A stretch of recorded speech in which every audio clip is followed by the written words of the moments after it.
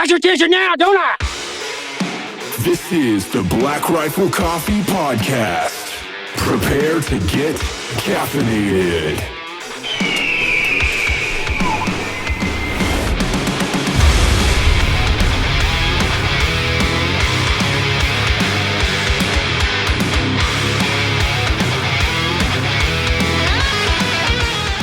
Dude, so where do you live? I know the island and the state where do you live? Like where's home? Okay, so I'm on Oahu on the North Shore, so opposite side from Waikiki and all that junk. So it's kind of like I'm born and raised here. My dad grew up here because my grandfather was stationed here. Mm-hmm. And North Shore of Oahu is pretty much the center of the surfing world. So that just happened to happen for me.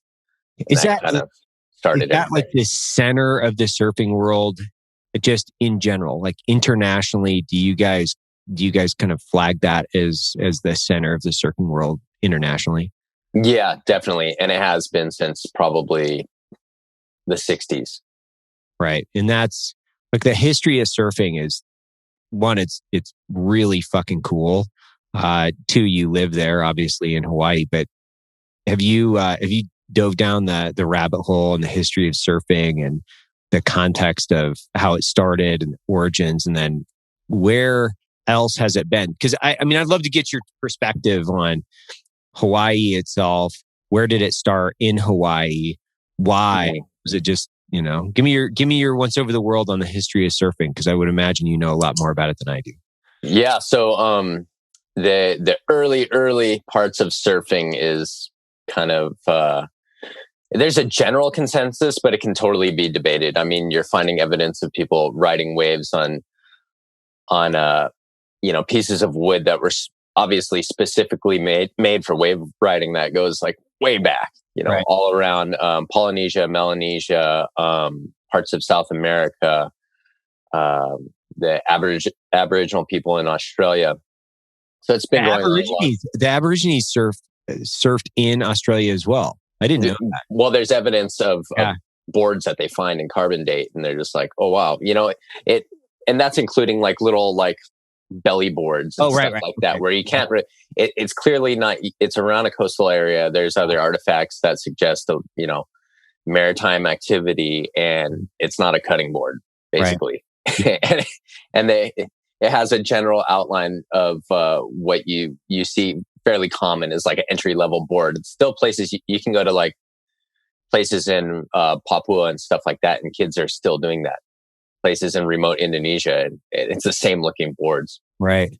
But the general consensus is that and I really believe it to be true, is that the Polynesians took it to a high art.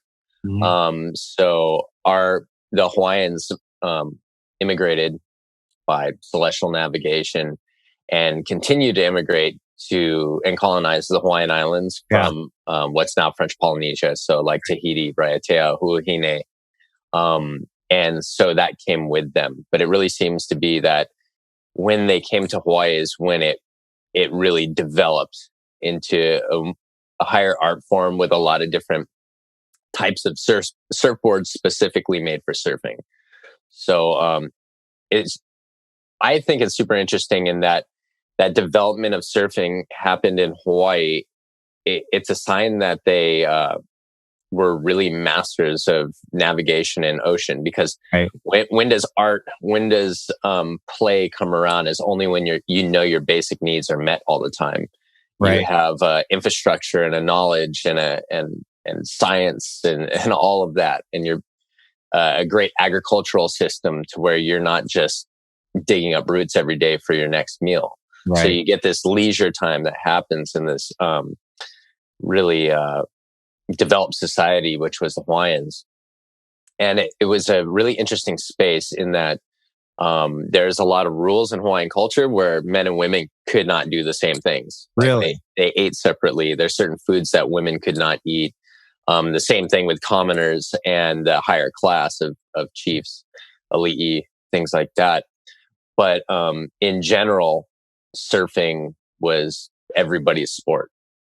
So it was, if there was a place where it really seemed in Hawaiian culture, which was very much a caste system, Right. where the field was leveled, it Right. was surfing. So from its beginning, it was kind of like meant to be like a joyous exercise that everybody could participate in. Right.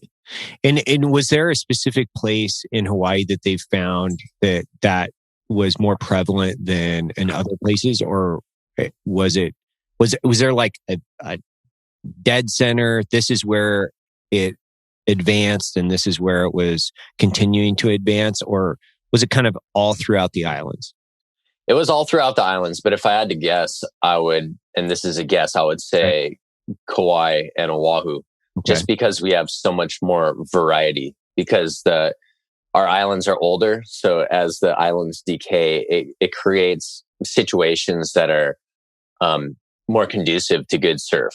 Mm-hmm. So where you have a younger island like Big Island, which has some great surf, but it's not as good as what we have, because the island has kind of it's a lot of rocks that are a little steep. You don't have that gradual slope that helps groom waves as they come in. Right. So that would be my guess. It's pretty interesting. The first ever photo of surfing was actually on not Kaho'olawe. It was on Ni'ihau, which Ni'ihau is a small island off of Kauai. Right. So that wouldn't be my first guess at all. It'd probably be one of my last guesses for the first documentation of surfing. So is there photo? Sorry. Right. Was there a registration from like sailors and more, we say, like outsiders that are moving out to, or not moving, but going out to Hawaii, like Captain Cook or somebody going, oh, these guys are surfing. What is this? Like, is there documented writings, I would imagine, of guys looking at this going, what the fuck is happening here? Right. Completely. Captain Cook's log, when he first came to Hawaii, has an illustration and breakdown of surfing. That's super. When they came in, there's just naked people surfing everywhere. Right. Which sounds like, honestly, that sounds like a really, like if I would have been part of the crew, I would have been like, dude, I don't want to go back to wherever we're going, because this looks way cooler than where we just came from. Like, wherever we came from, super, super lame compared to naked people surfing everywhere. Because that sounds pretty awesome to me. But yeah, what, bad food, worse weather? Yeah, like potatoes and like bangers and mash or whatever, and like or you could stay here, and I would imagine there's got to be a few people that were like, this is fucking way better, because that's your night. Yeah, definitely. And that's what happened with the mutiny on the Bounty down in Tahiti. Yeah. I think that's where I was like inadvertently referring to that, was like, hey, we're going to stay. This is rad. We're going to stay. Have you ever heard of the story of what ended up happening to all those guys that stayed down there?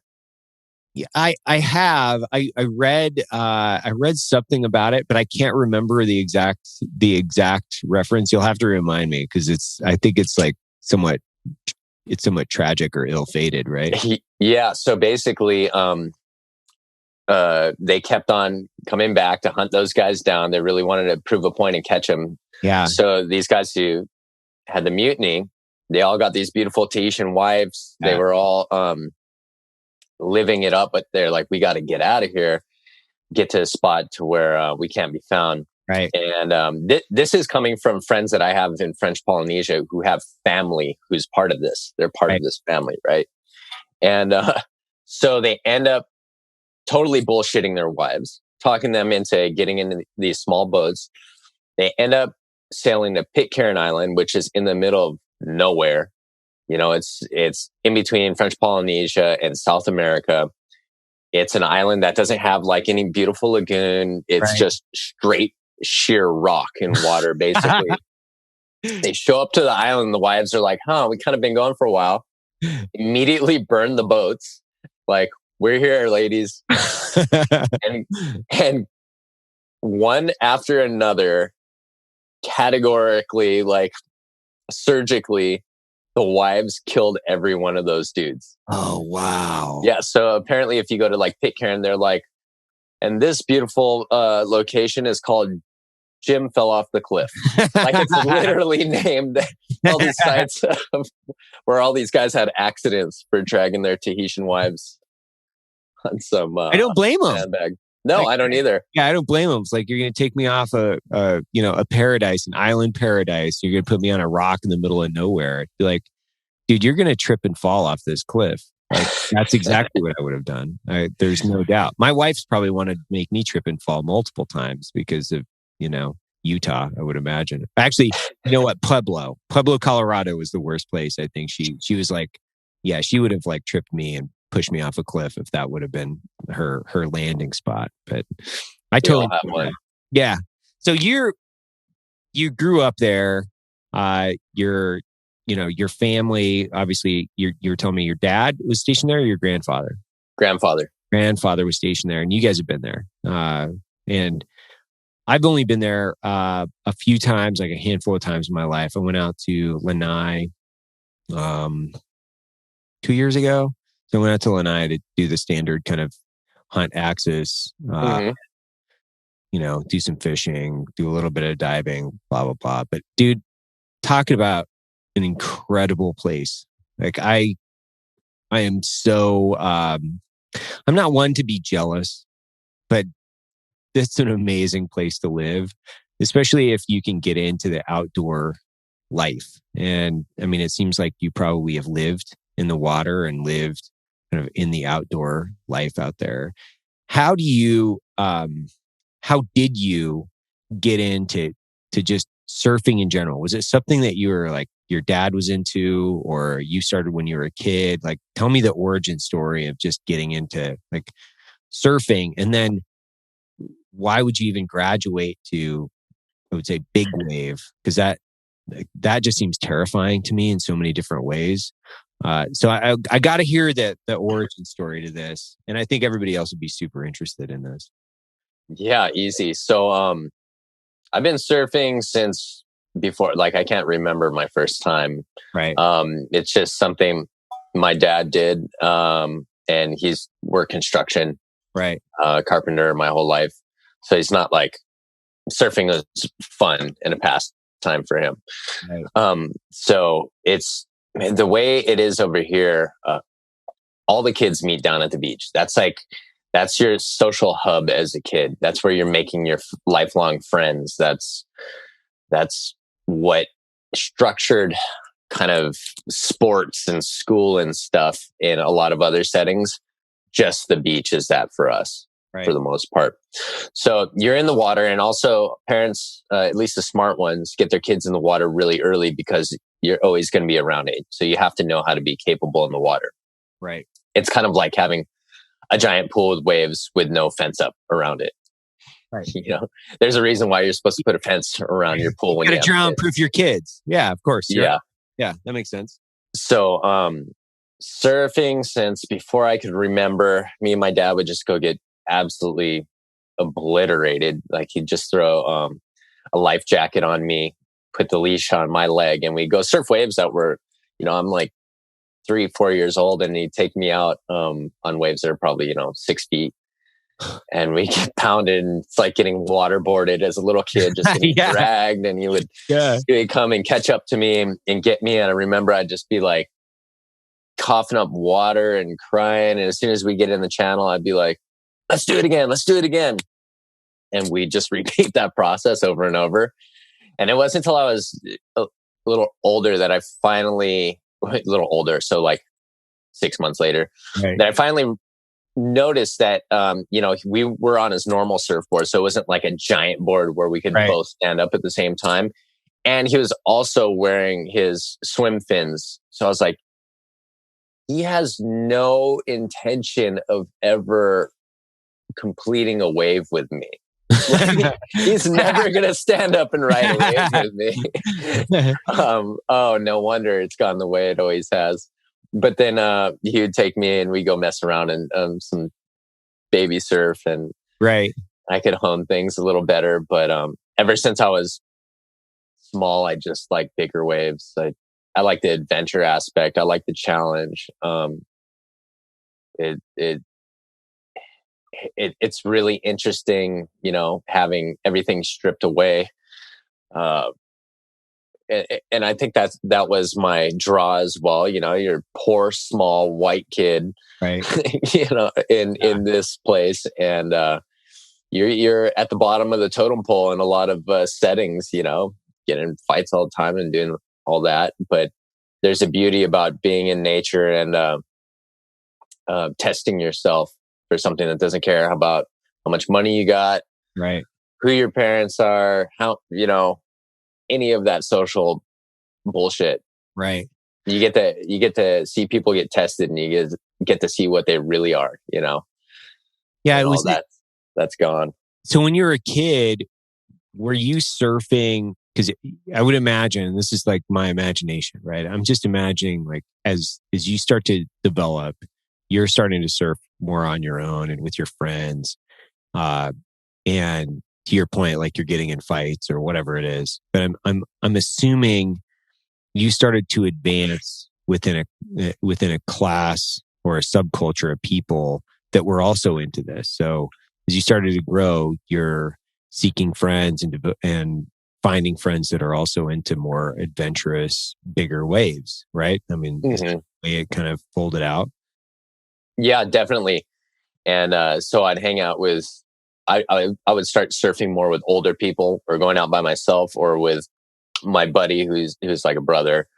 Grew up, his name is Jamie Sterling, and we both kind of like surf bigger waves than the other guys, and we just would battle each other. He would basically live at our house for like 4 or 5 days at a time, even though he was 2 doors up the street. Right. But we would kind of play off of each other a lot, and typical guys friend relationships. Right. You're like frenemies half the time, and just like trying to outdo each other. Right. Yeah. So when you started getting like serious about it, was there when I shouldn't say when, but was there a training aspect to what you were trying to do? Were you thinking like, man, I want to surf like really big waves. I'm going to have to do X, Y, and Z in order to do that. And were there guys that were older than you, and that was their thing that you could emulate and go out and seek advice and mentorship from? Yeah, so I was into a lot of other sports and things like that, and also super into spearfishing my whole life. Right. And during this time, so I was always just doing stuff. And I find that thank God I was, because your younger years are the only moments you're gonna have time to just do it, where you don't necessarily have to train as much on the side. You're actually doing that activity because you have time. Right.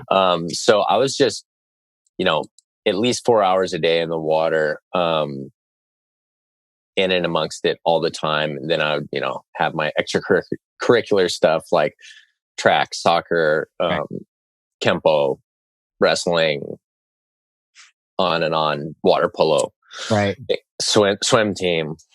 I do all that stuff as well. But yeah, there were like the older guys that are kind of like legends, and it was a different time. They were like, it felt a lot more untouchable back then. It was very like, I feel like a lot of things were that way. It almost this like Anchorman-esque, like right, big egos, big personalities, which is kind of fun, like almost caricatures of these different characters in big wave surfing. But I got to be really close to them. You're rubbing shoulders with them. You're seeing them at the grocery store. Right. They're paddling out past you in the lineup. Surfing's really interesting like that. It's like being an NBA fan, but you get to go run around on the court. Yeah. Yeah, I can imagine. Like, and I can't, like, I love the outdoors. I grew up in, Idaho, spending a lot of time in the woods, but I can't imagine being able to have access to the ocean. It's because I love the ocean, and I've never actually, I've only lived next to it in Seattle and a few of these other places. And I would dive out in Seattle, right? And like dive in the Sound. So as a kid, my imagination was like, I was way into Jocko and like these documentaries with, you know, all the international diving that he was doing. So I can't imagine like as a kid, because you and I are about the same age, like having access to that, to the fucking ocean. Like what an incredible learning environment for a kid to find out like how far he can push or how, you know, what the physical limitations are. Because the water's unforgiving. Like it'll fucking, well, I mean, you'll die. Like, so Yeah. if you're into free diving or if you're into spearfishing, like when did you start to get into that? Were you like in your teens when you were doing that? Or was it later or like, or as early as you could get into it? Oh, my dad was dragging me around on his float when I was 3, same time. So the funny thing is how I was saying earlier that he'd put my life jacket on me when we'd go surfing. Yeah. He'd take this same yellow life jacket. We must have got it from a yard sale or Salvation Army because that's where everything came from. Right. But it's this little yellow life jacket. And I remember that's kind of like, that was my dog leash that you pick up the dog leash and the dog is just excited. I knew I was going out in the water. So if it was, surf, I'm putting that on to surf. If it's spearfishing, I put that on. And I still had those big round, like Jacques Cousteau masks and a tiny head. So it'd be like under my lip on the bottom and just filling up with water. And you just get a migraine because you have to pull it so tight to make up for it. And I'd hold on to his buoy. So he has a line with a buoy. And so I'm with all the fish he speared on the buoy, which is fucking insane. Yeah. Because you know how many huge tiger sharks I've had take my fish off my buoy in the same places he used to take me. I will never do that with my child. Never do that with my child. Holy shit. That's actually the most scared I've ever seen him. We were diving this place over on the east side and there's like nobody around. And so my dad would drag me around. I'd eventually get a headache after a couple of hours and just be like, God, I want to go in and just play in the tide pools. But it's like, we're already, 500 yards out to sea. Yeah. So that's not going to happen. So one day I was just like, I'm over it. And I swam in.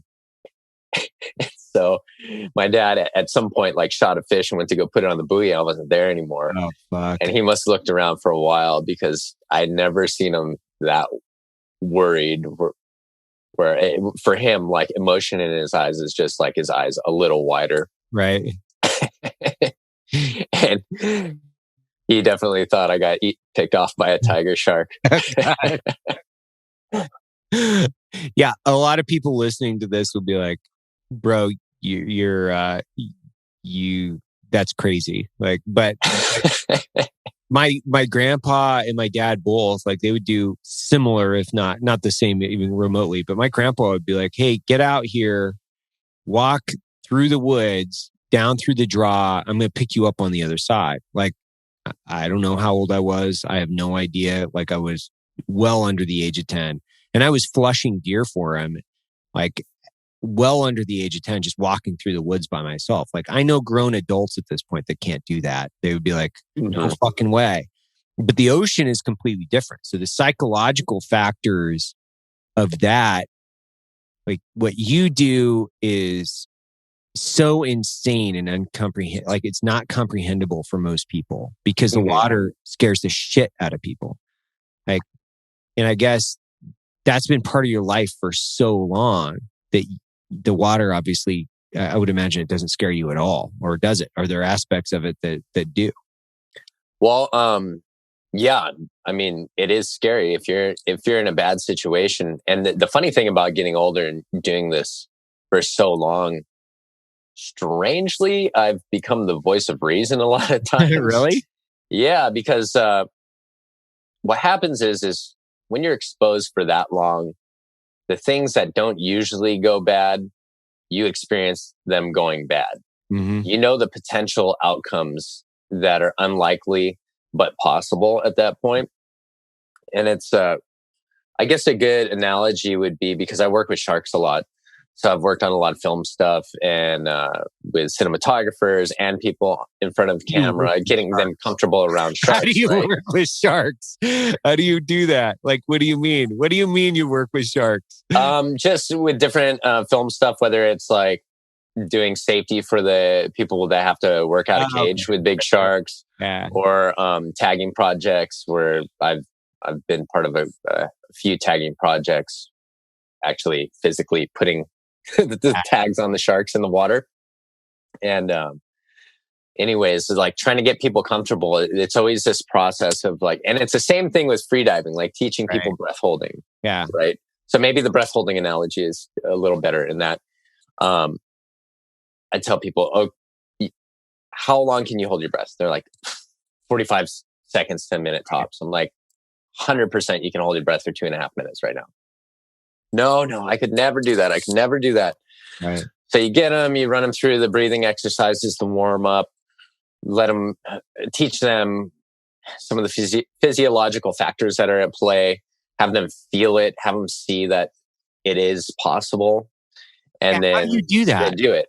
How do you do that? Like, explain that process? Because like I've been working with my daughter for the last like several years, and like, you know, we're in Utah, so we're pretty landlocked, but this is super fresh on my mind. So I'm really interested in this. Like I got her down. She's 7. She's going down to like the bottom of a 13-foot pool now to pick up multiple. Jeez, that's really good. No, she's crushing it. She kills it. Like she's like crushing it. So like I'm trying to get her to equalize, right? Because she's got to equalize at, you know, we'll call it 7-8 feet depending, right? And then she's got another, so she's always got ear issues, or not issues, but she's like, oh, my ears are still have pressure. I'm like, you got to pull, you know, your nose, push, you know, breathe out through your nose to equalize. So, but we started early. So I started her in like when she was 3, because she wanted to get to the bottom of our pool in the backyard of Texas. And I was like, I'll get you to the bottom of the pool, girl. Like here's a 5-pound weight. You want to go down there? It's going to send you like it's like a lead balloon. It's going to send you. She's like, great. Give me that weight. I'm going to the bottom pool. I want those fish. And I'm like, okay, great. Here's your pool. You know, so when I'm in there, right, like running safety with her, but I'm so interested in trying to figure out, because she's so into the water, how do I get her to start to increase her breath holds? Because like we'll do like holding our breath competitions and things like that. How are you training people to get comfortable like that? So, I guess the foundation of it all is that innately we have the software to breath hold and be underwater. So it roughly like the 50s or 60s, physiologists discovered that we share something called the mammalian dive reflex with cetaceans, which is like whales, dolphins, other marine mammals like seals, deep diving elephant seals, stuff like that. And basically what the mammalian dive reflex is I hope I'm saying this part correctly, but it has to do with the nerve endings around your face. And when you're submerged in water, your body starts shunting off blood from your extremities and bringing it to your vital organs, like your brain, your heart, and automatically doing this oxygen and energy saving automatic reaction. It also your heart rate will drop. Especially if it's in cool water. So like one of the warm-ups a lot of freedivers will do, like competitive freedivers, is they'll do a facial immersion. So they'll just have a snorkel, no mask, so they can breathe. And they'll have their face in the water for 5 minutes. And that's already going to trigger a drop in your heart rate. Really? Yeah. So that has a lot to do with these nerve endings around your mouth, your upper lip, and around your eyes. And that's for that same reason, doctors aren't spanking babies when they're born anymore. They blow across their face. Right. So we still have that from being in our mother's womb, surrounded in water. Yeah. That's the trigger to breathe when you're born, is those nerve endings right there. So they blow across them. We still have that. So when you rescue somebody who's blacked out, right, one of the things you do is you pull the mask off their face. Yeah. So those nerve endings are exposed and you blow across it.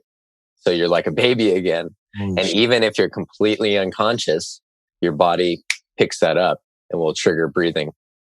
So you're going in and you're doing certain exercises, certain breathing routines, tapping into that mammalian dive reflex before you get in the water or before you do a breath hold. And it makes a world of difference. What type of breathing exercises are you doing? Like what kind of breathing exercises can you do? Are you doing strictly breath holds? Are you doing like box breathing or circular breathing? Are you like, utilizing your nose more than your mouth? Like what are you doing on those exercises? So this is the fun thing. Because I was a professional big wave surfer. One of the keys to having confidence and not croaking is obviously a breath hold.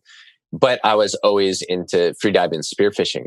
Right. There was nobody who did that. So there's no book. There's none of that. Even information was still very difficult to get with freediving back then. So I started putting together the two worlds. And it's really interesting because the freediving stuff, there's great science. There's great techniques that definitely work. But they're pretty much all in a controlled environment. Whereas the big wave stuff is the exact opposite. You're doing everything wrong as far as the freediving performance perspective goes. Right. High cardio output, max adrenaline, max heart rate, going into a super violent, uncomfortable, claustrophobic, loud situation. Right. So it was through trial and error that I was trying to figure out what to pick from this one and what to pick from this one and how to create a hybridized situation. So we're still hybridizing that.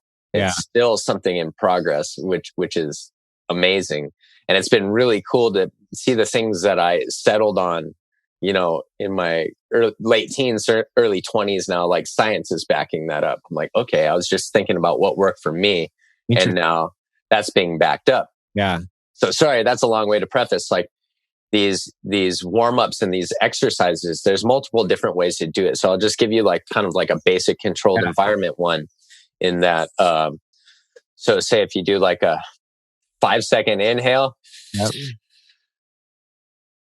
hold for 5 seconds at the top, 10-second exhale. So a real slow controlled exhale.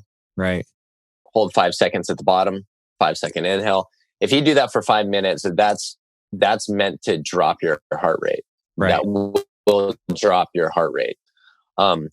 So that's like if you want to get into your Zen mode, get ready for breath holds, that's a way to do it. But, there's also, you do not want to hyperventilate. Hyperventilation is bad. Don't do like Wim Hof breathing before a breath hold in the water. That's a great way to black out. Because you're scrubbing so much CO2 in a lot of ways. CO2 gets a bad rap. Oxygen is toxic if we have too much of it too. But CO2 is more real and present because the toxicity goes up really fast. But CO2 is also our friend because it helps regulate our blood alkalinity. Right. And it also gives us that warning before blackout. Right. That's what's giving you this warning. So when you're scrubbing a ton of CO2, that fast breathing, that Wim Hof breathing, you're not your blood can only absorb so much oxygen. You're not your blood's not carrying more oxygen because of that. What you're doing is you're dumping more CO2. Oh, yeah. So you don't get the warning before a loss of consciousness. Got it. Okay. Yeah. And it's a fascinating world, man, because there's all these other physiological changes that happen when you have that pressure of water around you in your circulatory system. Yeah. And essentially what you find out is, okay, you got your circulatory system that you're trying to manipulate and access. Yeah. But what's really happening is it's a blood chemistry, like a blood alkalinity change. Yeah. And you're getting your body used to this change in alkalinity in your blood. Right. And being able to switch gears really fast.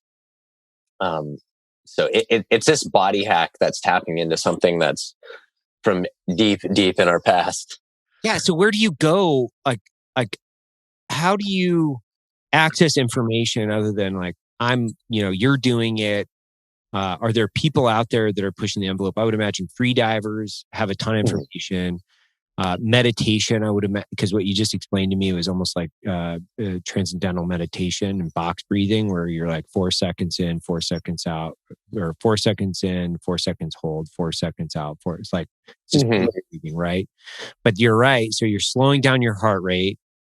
You're probably, I would imagine, you're pulling information from a ton of different people that are doing multiple different things. So you got multiple modes of professions and recreation where you're trying to coalesce information. Is there like anyone out there that's trying to coalesce information around like this type of stuff beyond you, beyond you individually? What it said, Nestor did that Breathe book, right? Yeah. I read that. That was good. So there's a lot of people, but like you're kind of guessing, it's a little sparsed out. And then when you take the under the factor of being under physical activity, anaerobic activity, or like high stress situations where you're gonna have adrenaline, whether you like it or not. Yeah, that's a whole different world. Yeah, because then now you're trying to you've completely stripped away what appears to be your best toolkit to tap into this place. And you have to, instead of 5 minutes of doing that extended box breathing, essentially, like asymmetrical box breathing, if that even is an oxymoron, but and figuring out how to tap into it like quickly, like within 10 seconds. Right. That's when the psychology aspect is even more important. So psychological mechanisms that work for you personally, the same way as meditation is hard, right? Like you have to find what works for you. So it's all these things coming together. And when they have to all come in together in like a big wave survival situation, right? Especially when you get a curveball, like your board hits you in the ribs and you get broken ribs, right? You know, like halfway through, and you got to pull your shit back together. That's probably happened to you.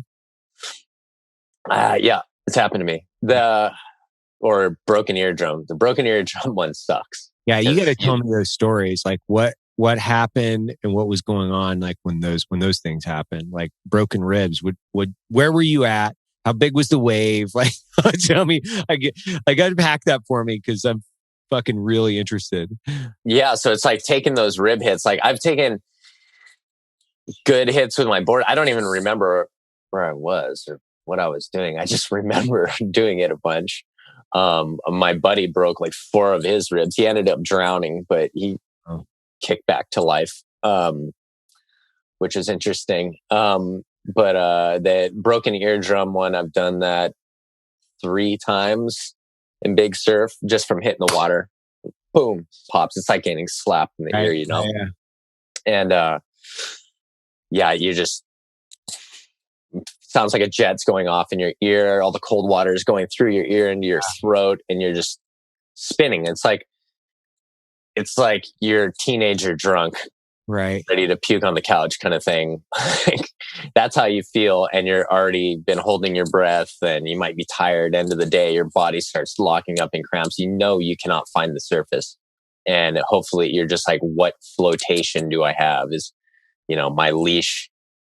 I need to try to follow my leash, even though I wouldn't be able to crawl straight on the ground if I was on land right now. Like, I need to follow this up. It's black, it's violent, it's loud. So it's just like making yourself calm in those situations. Like another one, I hit the bottom so damn hard. I split my kneecap in half. I broke my heel on the other side. I landed on my legs so hard that I was coughing up blood from the impact on my lungs, just going like this. Crap. And you still have to make it to the surface. Yeah. How big are these waves? I mean, it depends. Like on the bigger end, classified as a big wave. Like, okay. How do you even classify big wave? That's a really good question, because even in the surfing world, that's a little debated. Because we have a funny thing in Hawaii, we call waves from the back of the waves. So what we would call 8-foot waves are actually like, probably 15-foot plus faces. Oh, okay. Right. Got it. And so I'm just going to, for simplifying, I'm just going to go by the face size. What I would consider big waves would be probably 30-foot faces and up. That would be that's where I think it changes. How many people in the world do you think enjoy that type of surfing? A lot more than used to be the case.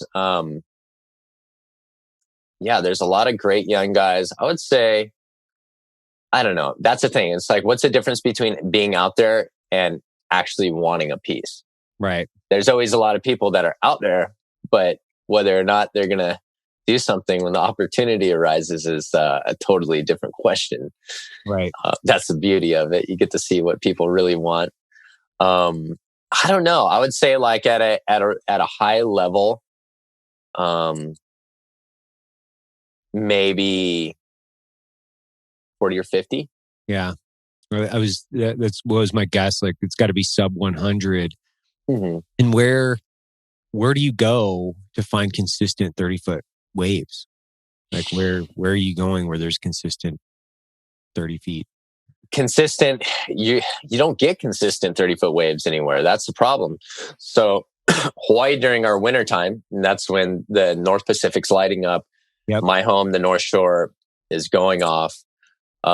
It's fairly consistent, but even I would say swell events where it's 30 foot or bigger with good conditions, because that's the other factor. You need good conditions. You can't have a 20 knot onshore wind, because then it's totally blown to pieces. And the other thing is, it's only light for half the day. So you got a 50-50 chance that this swell is going to peak during the night. Right. So these swell events are actually really rare, which makes them very meaningful if you're a big wave surfer. So I'd say in a winter from October through the end of February on the North Shore, there's probably 4 to 6 of those. Right. And sometimes you just get crappy winters and there's only 2. Yeah. So you're traveling. We've always been traveling. Right. So usually sometimes when the path of the North Pacific swells aren't hitting Hawaii as well, it'll be hitting the West Coast better. So, okay, this swell is going over to Mavericks, which is off of San Francisco. You get your ass on a plane and get over there. Right. During our Northern Hemisphere season, that's when the North Atlantic is going too. So you have Europe. And then when things switch down to Southern Hemisphere, it's like Australia, Fiji, Tahiti, Indonesia, all of South America, Mexico, South Africa. So you chase it around the world. It sounds horrible. It sounds horrible. It's good and bad because you have to become a meteorologist essentially, and you have to know what works for each one of these places. Because if I'm sitting in Hawaii, I'm like, okay, the swell forecast is a week out. It's looking promising. There's been swells that have already pushed through this window, maybe not as big, but it's created a path for those next swells to follow. Wind forecast is looking decent a week out, but I can't trust it. It's so far out for South Africa. Yeah. It's going to take me 2 days to get there at least. I'm going to show up feeling totally fried, an exact opposite time zone. Yeah. Been sitting on my ass, planes, trains, and automobiles for 48 hours.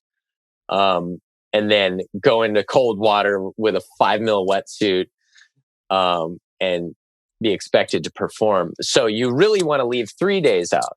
But 3 days out is just when it starts getting reliable on the forecast. Things can still change. So you end up, you make it to Germany and you're going to your next flight and you look and the wind forecast completely changed. Right. And you're going for nothing. And you go there, stay for a few days, don't score, spend all that money, turn around, fly back home. Eat some shitty food. Eat Probably airline food. Eat some. Oh my God. Eat some shitty food. Fly in horrible, cramped ass seats and like try to get back. Yeah, I get it. Yeah, completely. So it's always touch and go. And in those early years, you're like, okay, that was my paycheck for a month. Gone. The thin air. Flushed it. Yeah. So out of all the places you've served, you got to have like outside of Hawaii, because I can't let you use that one. But outside of Hawaii, are there places where you're like, that place is epic? Like I love that place. It's like it owns your heart. Is there places outside of Hawaii that you feel like that? Yeah, definitely. I love Tahiti and French Polynesia and Fiji. I think I just love being in those places regardless. It's like home 2.0. It's the older version, back in time, back in an age where I wasn't around yet. Right. I love the culture. I'm pretty darn familiar with the Polynesian and Pacific cultures. And I really love it. And the waves they're very powerful. You're close to the source of those southern hemisphere swells. Mm-hmm. So when those things are peeling off Antarctica, it's a similar track that the R swells take to hit Hawaii, but just mirrored in reverse. So you still get a lot of that power is still intact, yet it's a distance that's sufficient enough to organize the swells properly. And there's good lefts. I'm goofy foot, which means I'm right foot forward. Yeah, and if you're going to surf a big wave, it's nicer to be on your toe edge. Yeah. Yeah. It's an unfortunate burden being goofy foot, right? It's like, man, yeah. I mean, and across the bear. It is. Yeah, it is. Like skateboarding, I was like the only kid, like the only kid. Like it's like nobody else I knew was goofy. So you're like, it's kind of like being the fucking dork. Like, it's like, why are you the dork, man? And so now when I'm cruising around on my one wheel, people are always like, that's weird. Why are you doing it that way? I'm like, whatever. What's really funny? I swear, I want to see like a psychological breakdown on people and their stances. Seriously. Because goofy footers are very stubborn people, I found generally. Wait. And they're very entrepreneurial. That's so interesting because I was thinking about that last year because I got one of these one wheels. I was hanging out with these dudes called Corridor Digital, and they were riding these things around. And I was like, oh, I'll try that out. Like I used to skateboard or whatever, and it's fun as hell. Like it's super easy just to like jump on it and cruise around. And I mean, I've hurt myself multiple times, which is good. But I was thinking about that. I was like, man, out of all the guys I know that are like goofy, I typically get along with those guys too for whatever reason, like personality.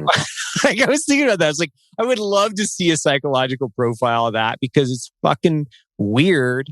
And when you find another guy who's like, oh yeah, I'm a goofy foot. Like, oh, okay. I got you. Yeah, that's interesting. Yeah, totally. Like which makes sense. It's like a brain hemisphere thing. Yeah. But yeah, goofy footers seem to be entrepreneurial, stubborn, but really push progress. Like they're more willing to abandon the fine details to make sure that there's progress. Yeah, it's a macro. It's like perfection is the enemy of progress. I say that shit all the time. Like perfection is the enemy of progress. Get it across the line. Let's go. Come on. Let's go. It's macros here. Let's just pull it all in, push it across the line. Like it's so interesting because put it this way, my missus is regular foot. Yeah, so is mine. Yeah. Whereas like, I don't know, man, like hey, the stove is a stove. Like choose a stove. It's got fire. Fucking turn the knob on it. It cooks stuff. There's like, I don't know. Do you like the red handles or the black ones? I don't know. I've got a 4-month hold back on this building project I have over 2 doors. 2 doors. I feel your pain. That's all I'm going to say. Dude, I feel your pain. I've been in this for, my wife and I have been, we bought this old house, like a 1910 house here in Utah. And we've been renovating it for 2 years. Like, I don't know. It sounded like a good idea. I don't care anymore because this is like number 3 that she's done. And we make money on every one of these when we sell them. Okay. I'm totally fine with it. I'm like, whatever. But we didn't have vents in the house, like vent covers for months because she's like, I don't know about like, I like the square or the slats or the white and I'm like, dude, just put covers, man. It looks like we're living in a homeless shelter here with no vent covers, like whatever, right? It's like, just put vent covers on it.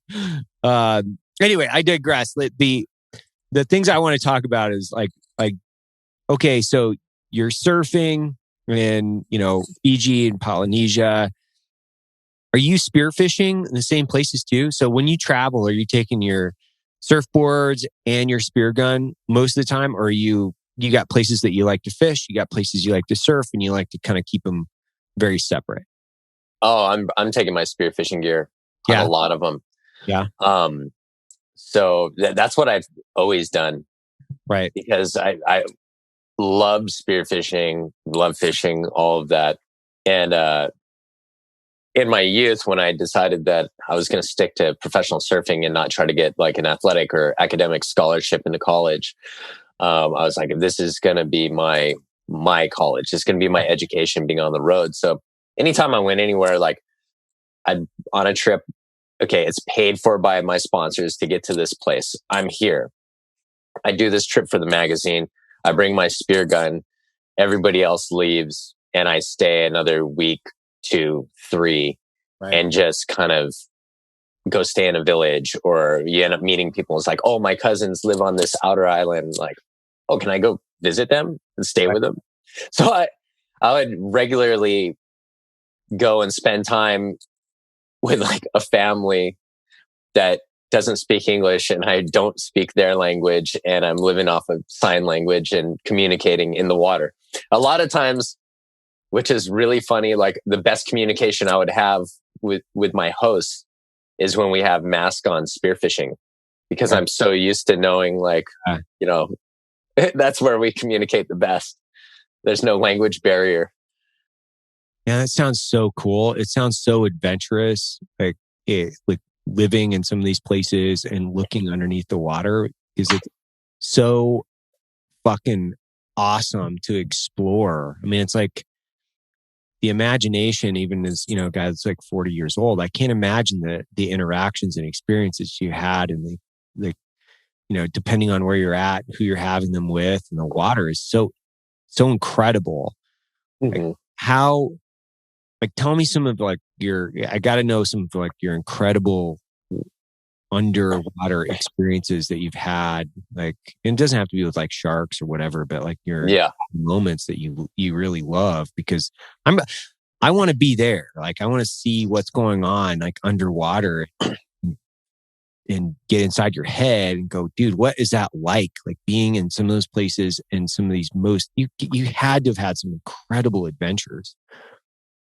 Oh yeah. So, a buddy of mine on my end, Goodwin, he lives over on Kauai, but he spent a good part of his youth, like years, growing up in a super remote village in Fiji. Right. And so we became friends when we were like 15, met each other doing the national amateur surfing contest in California. We were both staying at the same guy's house. Right. And he'd tell me these tall tales about where he grew up in Fiji and all this stuff. And they sounded really unbelievable. And mine would kind of bullshit about some other stuff sometimes. So it's like, so I was like, I'm down to go with you. Right. So we ended up going and spending a month in the village, and it's hard to get to. It's like when you go to Fiji and, you're talking to people in Nandi where you're going and getting on the plane. They're like, oh, where are you going? And you tell them, they're like, oh God, that's a way out there. Right. It's like way out there to people in Fiji. And so we did it, and God, man, it just blew my mind. It's just a life changer. Really? And to like live that way in the village and,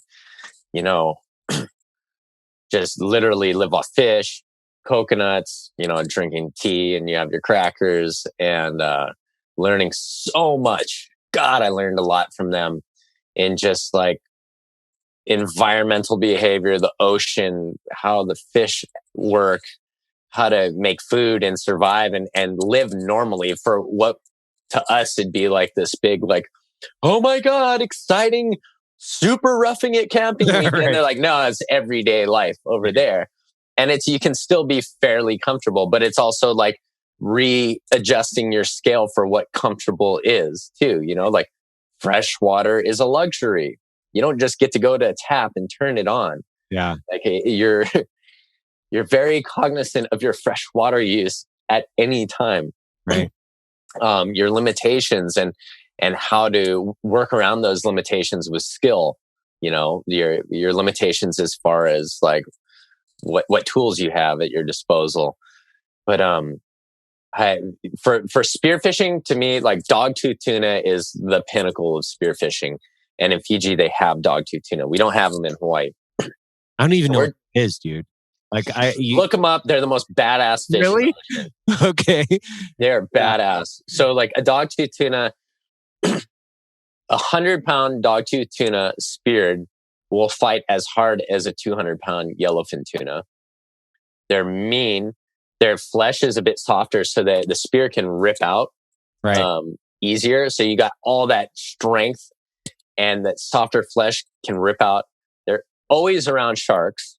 Right. So then you got a shark factor because they start acting the same as sharks, which will bring me to my story about this event. And they also like to go take your gear and wrap it on the bottom.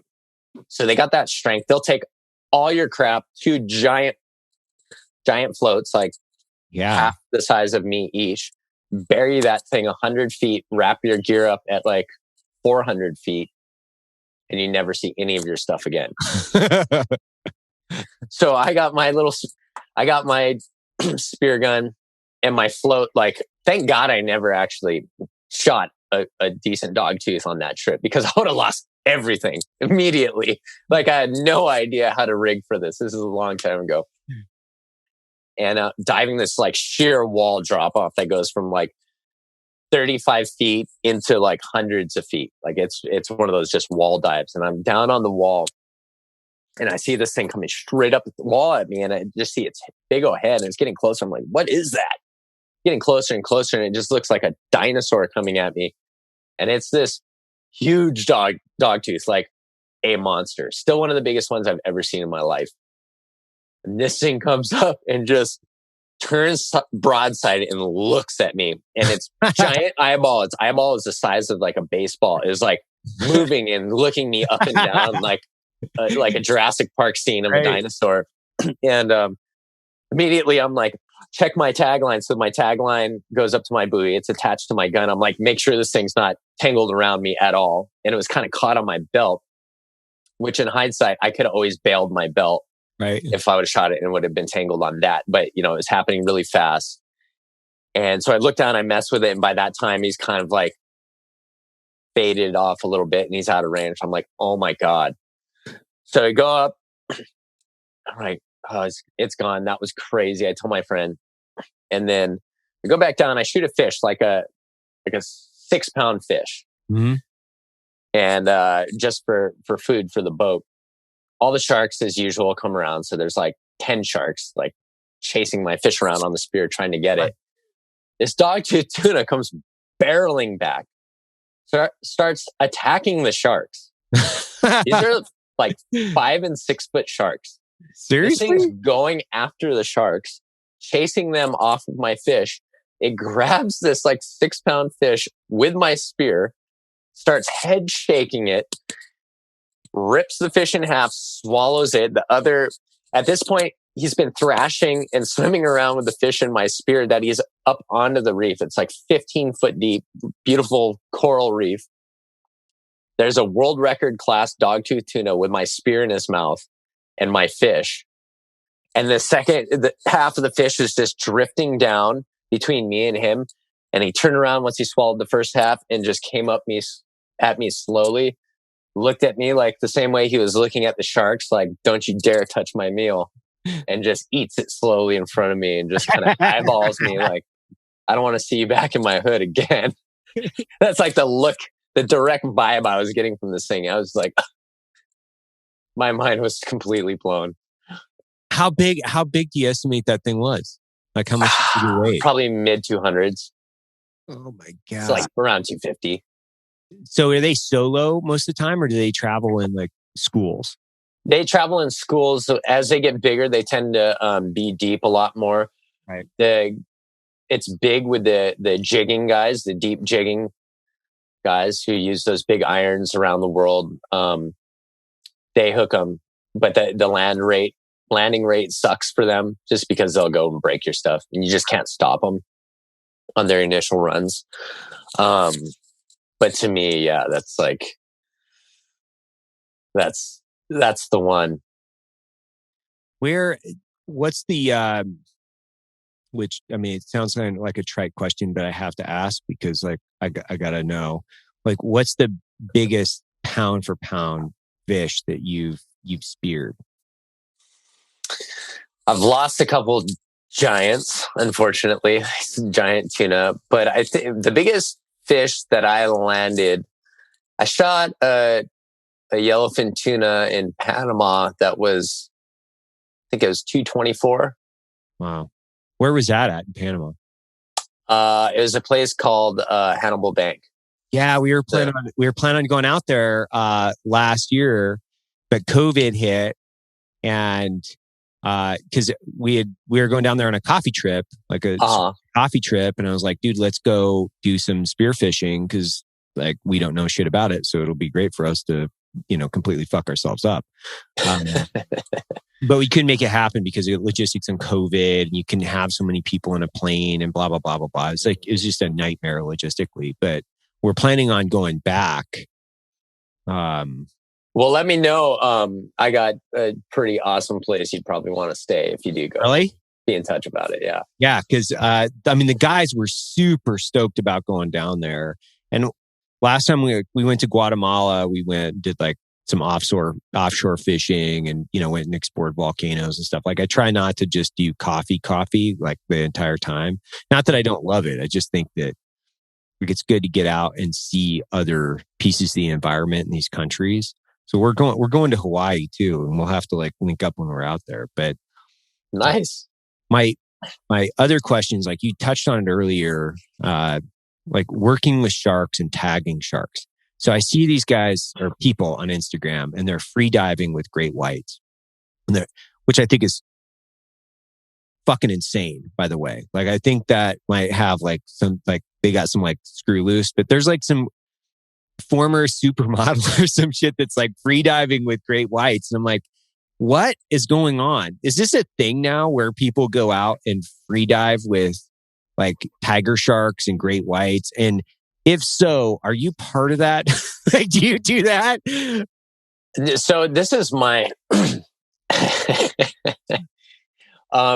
so yeah, it's a lot more common. Before, when I was younger, and the first time that I had an experience spending time, a lot of time around white sharks, right, free diving, it was, there's a couple of people in the world who had ever done it. Now, were you in like South Africa or California, or where were you at? I was in Guadalupe. Yeah.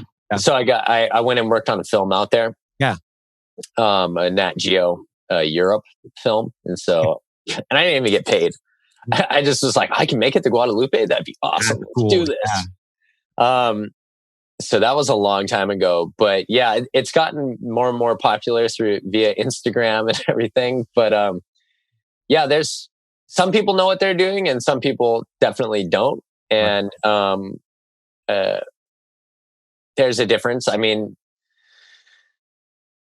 they are wild animals. Yeah. A lot of times that these photos are taken, they're at feeding sites and tour sites. Uh-huh. Sometimes they're wild, but they're always wild animals. But there is something to be said about conditioning. And when animals are coming to get fed, they have an expectation and they see people, right, even though things can and do go bad at those places. Yeah. They act differently. Right. To get like, and that's, I know that difference from spearfishing, mm-hmm, because I'm running into a lot of just by chance sharks. Right. And you don't know their story, like they could have traveled across the Pacific and have not eaten much and are in a desperate state. Right. Or the other thing is they have personalities. They are like other animals. Some are just punchy. Some are more aggressive. Some are gentle. Right. They have full-on personalities. So it's like, there's a lot of nuance to it. And I've spent a lot of time diving these sites that are known sites, whether it's like the one in the Bahamas where once you know the different sites, you see all these pictures and you're like, oh, that's that place. That's that place. There's like 4 main ones where most of the pictures are from. What are those sites? So there's the Shark Tours off the North Shore in Haleiwa, which are sites, but that's non-feeding sites. Right. There's Banga Lagoon in Fiji. That's the big bull sharks and tigers. That's full feeding site, like chaos, lots of other different types of tropical reef fish around. Right. There's going to be the Guadalupe cage stuff. There's going to be Tiger Beach off of Nassau. That's going to be your like white, bright sand on the bottom, clear water, right? Tigers, hammerheads. There's Neptune Island, South Africa. That's cage. There's Cape Town, although their whites have kind of split. I think the orcas chased them out of there for a while. Oh, really? Yeah, they're having a hard time having whites show up, but I don't know if that's changed in this last season or not. But those are kind of like the legacy operations that you'll see pictures of a lot. Yeah, and I don't know if this is a great analogy or not, but I looked at it and I was like, you know, from a guy that spends a lot of time, you know, or at least some time in the mountains, like there's not a fucking chance in hell I'm going to go up and try to pet a grizzly bear. Like there's not a fucking chance in hell. Like me neither. Like not a chance in hell. I think they're beautiful. They're amazing creatures. They don't intimidate me. I'm definitely cautious around them for sure, but I'm not going to be like, oh my God, I'm going to pet this fucking grizzly bear because it's a grizzly bear. At the end of the day, and I think about it in the context, I'm watching some of these Instagram models do this where they're like grabbing, you know, a fin or touching the shark. I'm like, I don't know, man. Like, you got to give me your 2 cents on this because I have my perspective on it. I'm like, I love these animals. I think they're beautiful, but I ain't going to try to pet a grizzly bear. I'm like, yeah, that's the way I look at it. I'm like, I'm not going to try to pet you. Like you said, I don't know enough about this animal. It might be the sweetest animal on the planet. It's still a wild animal. The other thing is this is their home. Like I don't walk into anybody's home and be like, yo, man, can I touch your face? Like, what? What are you talking about? Like, it's rude. Yeah, I want to feel your thigh. Like, oh my God, dude, I know I just met you. I just walked into your house randomly, but I really want to touch your thigh. What do you think? Be careful, they might say yes. Yeah, right. I don't know. So I think, although there definitely is the chance for like unforeseen behavior happening rapidly with sharks, and you have to factor that into your assessment. It's not the same as terrestrial predators, I don't think. Okay. Right. You know, like I really feel like it has to be like a situational change. Mm-hmm. So, you know, whether it's bringing in food or a person who's uncomfortable in the water, acting weird, right, moving weird, they'll tune into that. Like it's like teeing in on that. You don't want to tee in on that predator instinct. Yeah. Whereas I think the mammals are a lot more sensitive to that. It's like all those like animal trainer, like Russian news shows where it's like, you can see the moment that young lion starts kind of like wanting, like, I dare you to make eye contact. I dare you. And then the host just makes the mistake of making eye contact. Then it's like paw on the arm. Right. Paw on the neck. Getting harder. Like, are you going to act like prey now? You know, sharks don't do that as much. I feel like it's slightly less nuanced. Okay. But I say that, but I'm also, sometimes I can see the trees from the woods in understanding the overall situation because there's so many factors. It's like, what's their motivation for being here? Is it curiosity? Is it food? Is it, you know, what kind of hormonal level are they at? Is it breeding season? Is this like a horny, desperate male that's just all fired up with more testosterone than usual, which makes everything more violent? Yeah. How many people do I have in the water? How how big is my profile? Do I have like long fins on? Right. There's how many sharks are there? What's the dominant structure that I'm watching play out there? Because that's going to totally affect how I'm a part of this whole thing. Right. So it's recognizing a lot of those things, and a lot of people that are probably doing it. There's some very knowledgeable people, but there's people that are definitely doing that, having no idea of those factors. And, it's a numbers game, and people get bit, and people keep it secret. And people get bit at tour places, and it gets kept secret.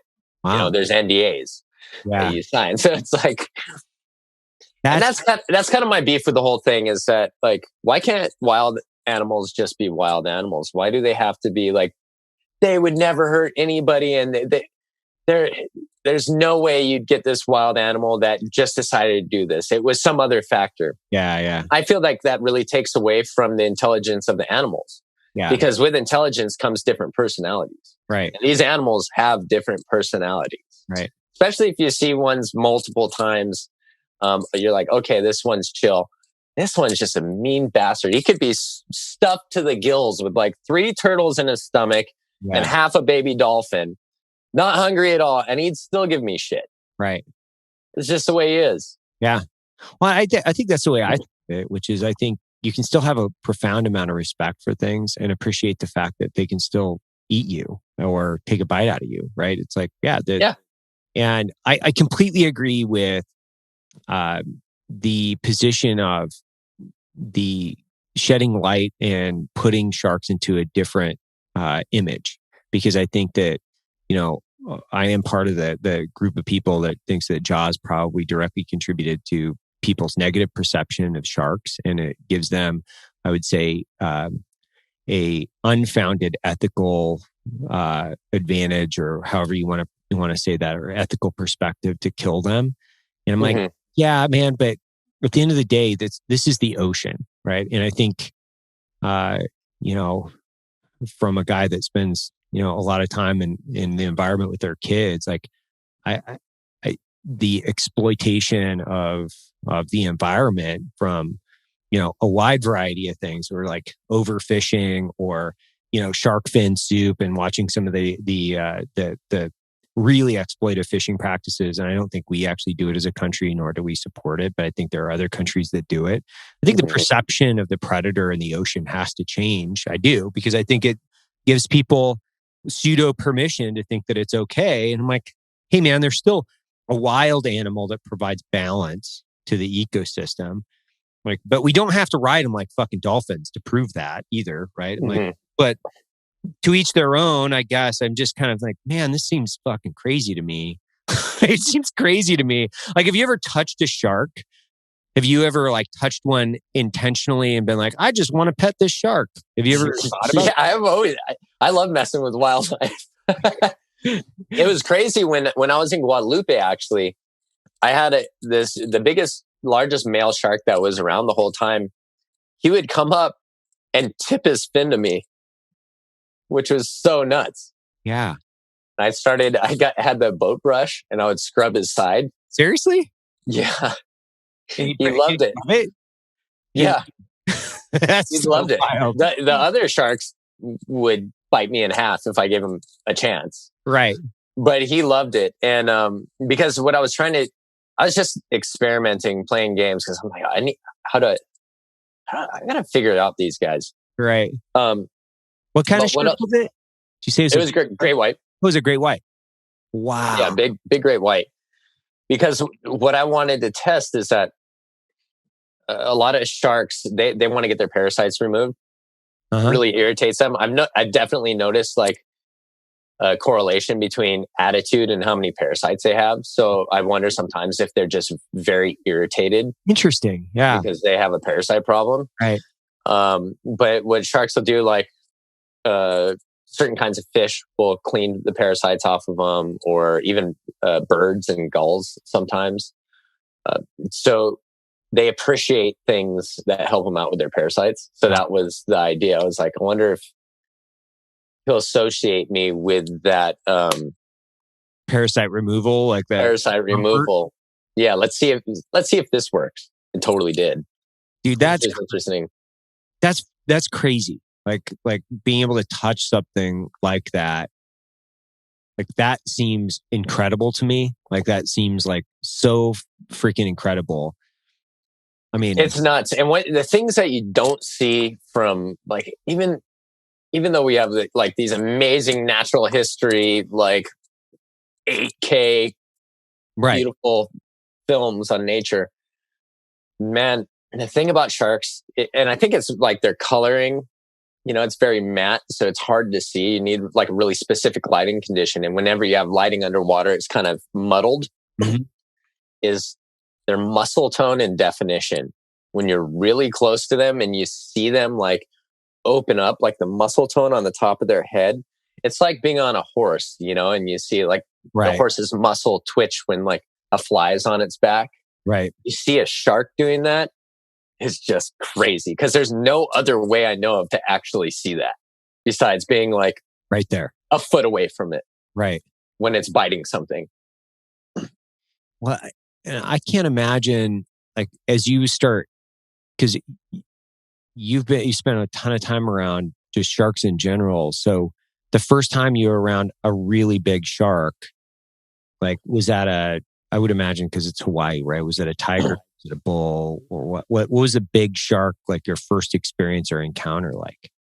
My first experience was me and my buddy were spearfishing. It was right here on North Shore, running a ton of sharks out here. And it was a big Galapagos shark. So big Galapagos is like 7 feet probably. Right. And it was actually pretty fired up and like zipping around and kind of aggressive. We had a bunch of fish, so that's why it came. And at that, it was also a different time. I'm coming up on 40, so that was back when like being around sharks, like guys were still using a bang stick and just killing sharks when they'd see them spearfishing. Right. There wasn't like a lot of information about like, oh yeah, I'm around them all the time and it's cool. It was like kill the damn thing. Right.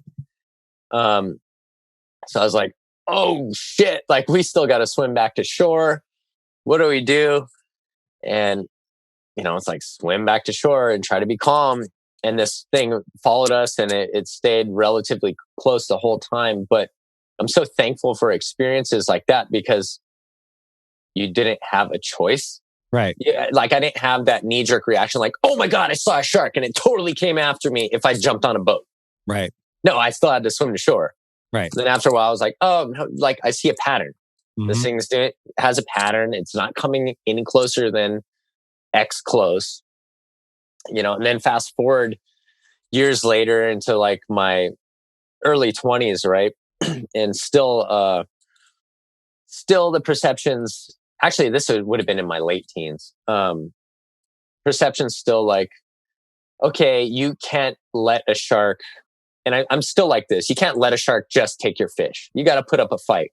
Right. Because what's happened is you don't want them to condition divers to a free meal, same way bears with food. Gotcha. So you have a duty to the next person the shark's going to run into to at least give it hell before you just give up your fish. And what does that look like? Like, what are you doing to give it hell?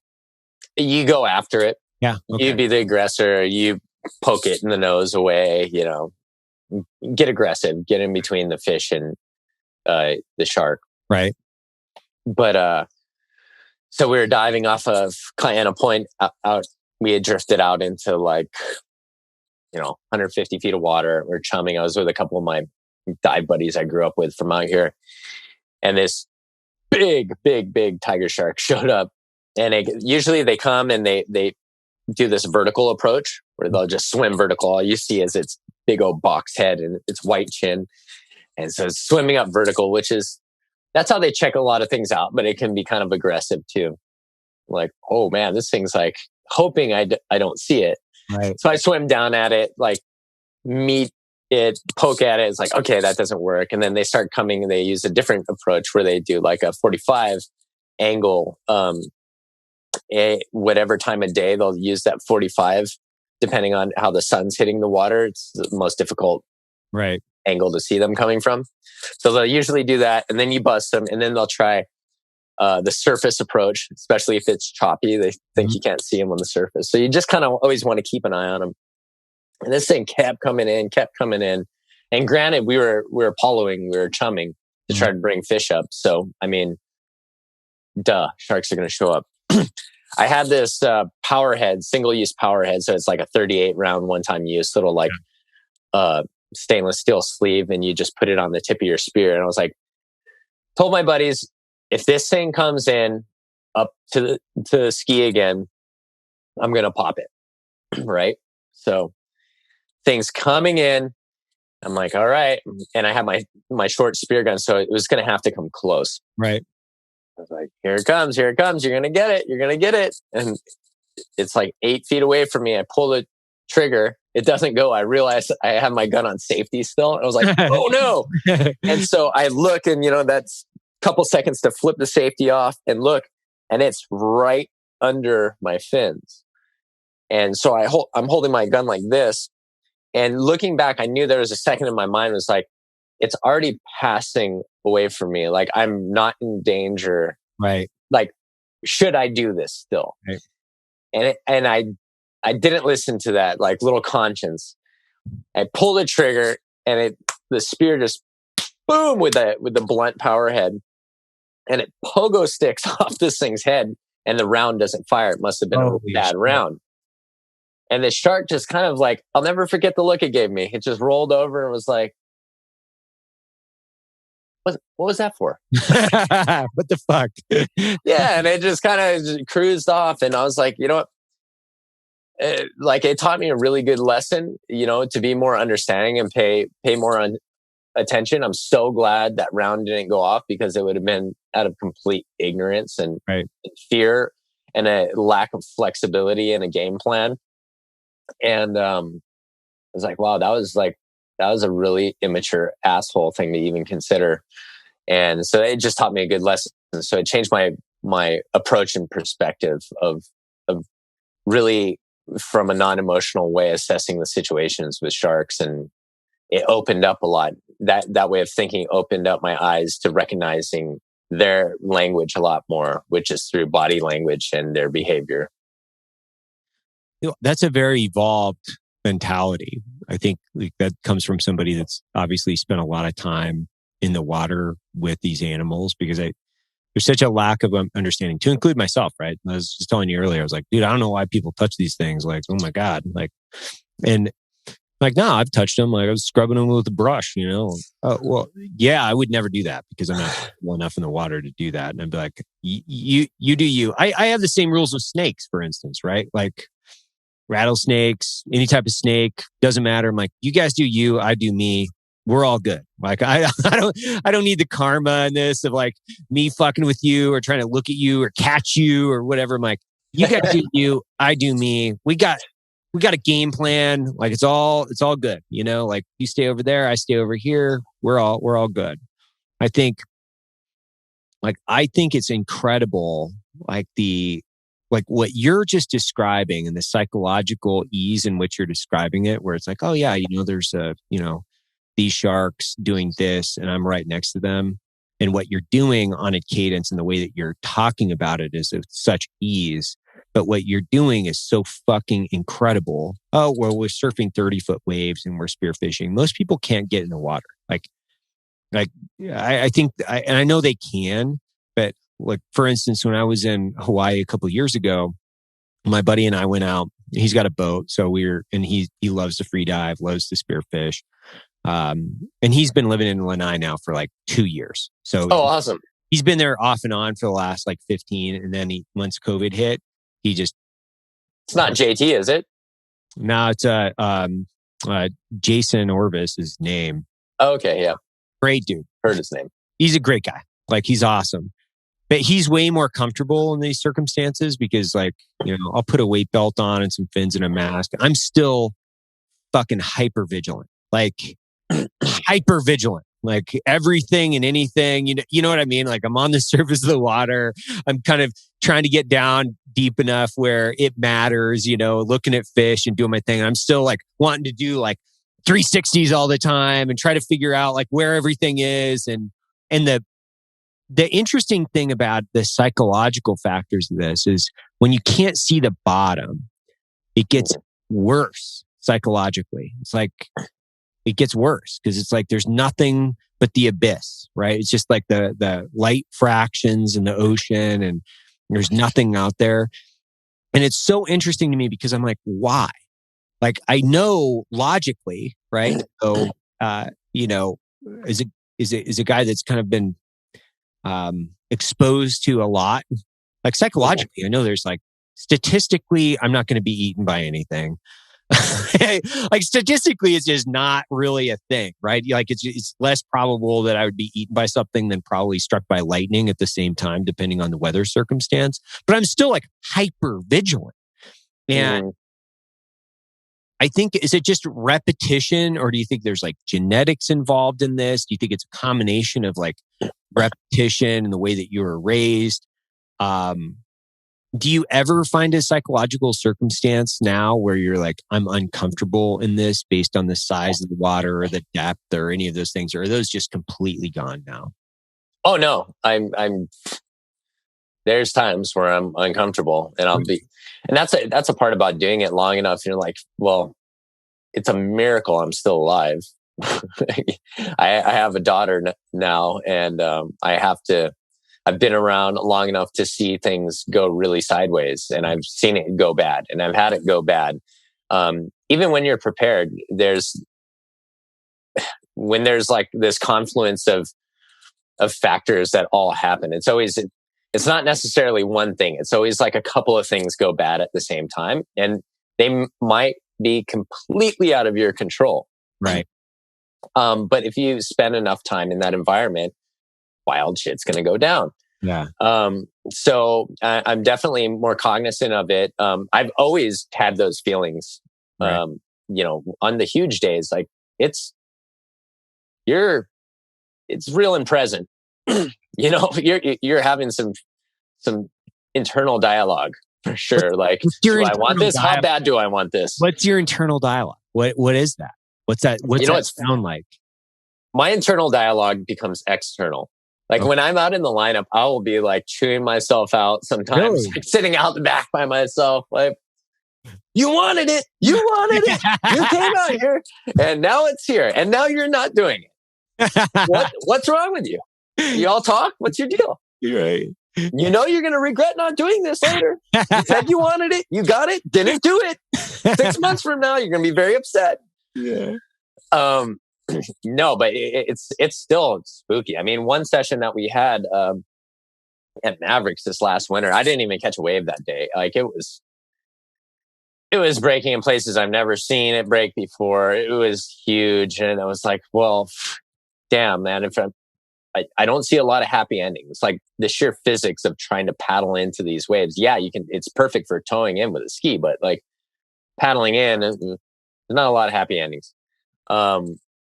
But I'm like, okay, well, if I'm going to go and do this, I might as well really do it and go sit way out the back where like there's like 70 footers coming in and, you know, just out there cat and mouse, but knowing the reality of like really playing with fire here, because if I get caught by a giant wave here, it's a coin toss. Right. It's a coin toss. You're playing roulette and you know it. Is that? Yes, 100%. Yeah. Like in just all honesty, it's a coin toss for anybody, and or the best people in the world at that point. Right. You know? What's the biggest wave that you know of, like size wise, that you've ridden? I don't know. See, that's the thing, is trying to put a height on waves is difficult. So difficult, if not impossible, because every different angle. So they have like the awards for biggest paddle in, biggest overall wave, and it's just always like this funny debate, and it can be so manipulated. I don't know. So I love paddling into big waves. So there's a big difference between paddling in with your own two arms or holding on to a jet ski, basically like you're skiing behind a jet ski and you let go. Right. The difference in exposure to risk, in wave knowledge and all of that, and just it is a lot easier to let go of a rope than to make a decision, be in the line of fire. Like, no, I'm turning and going on this thing right now. Right. And holding the line in there, because you can just as easily be in the worst spot ever just sitting in that lineup. Right. You know, you miscalculate, you come over one wave, you're like, oh my God, there's a 70-footer that's going to break 20 feet in front of me, guaranteed. And it's the first like 5-wave set. Right. Like, this is bad news. Yeah. So you're just teeing yourself up, and you're ultimately, this is the beginning of your fight, basically. Yes. And so paddle and surfing, basically, that's a roundabout way of saying like paddle and surfing is paddling into a 60-foot wave is orders of magnitude more difficult than towing into it. Right. Like, it's totally different. So I go by like biggest wave, I would say, is a paddle wave. I don't know, in like that 60-foot range, probably. That's still nuts. I mean, because once you step in, like, you got to explain to me what that feels like. Like, because I have a very limited perspective. So when you step into that, or paddle into it, I should say, and then once you go into to ride it, what does that feel like? Are you on autopilot at this point? Are you like, okay, I know exactly what I'm doing as soon as I turn into this? Like, does it ever get normalized in your brain where you're like, oh yeah, this is just like, you know, walking down the sidewalk? Or is it like, holy fuck, every time? Well, it depends. It never gets normalized. It never gets boring. Right. At all in bigger surf. Just the speed, the noise, the that feeling of being up that high, right, dropping into it, the amount of commitment, like that feeling, dropping into something that high, like you're what is that, 60 feet, you're 5 stories high, basically getting into a wave. And are you just looking down? Or are you looking, where are you looking? What are you looking for? And usually you begin by looking like down off the nose of your board, because you need to get into this thing. It's like all weight on your front foot, like dropping in on a skateboard to a half pipe. Yep. You're like, you do not want to get stuck up there too long, right, up at the top of the wave, because that can go sideways. So it's all forward pressure, and you're hitting. Inevitably, there's going to be chops. It's like moguls coming down it a lot of times. So you're just like, okay, you're trying to stay planted on your board balance.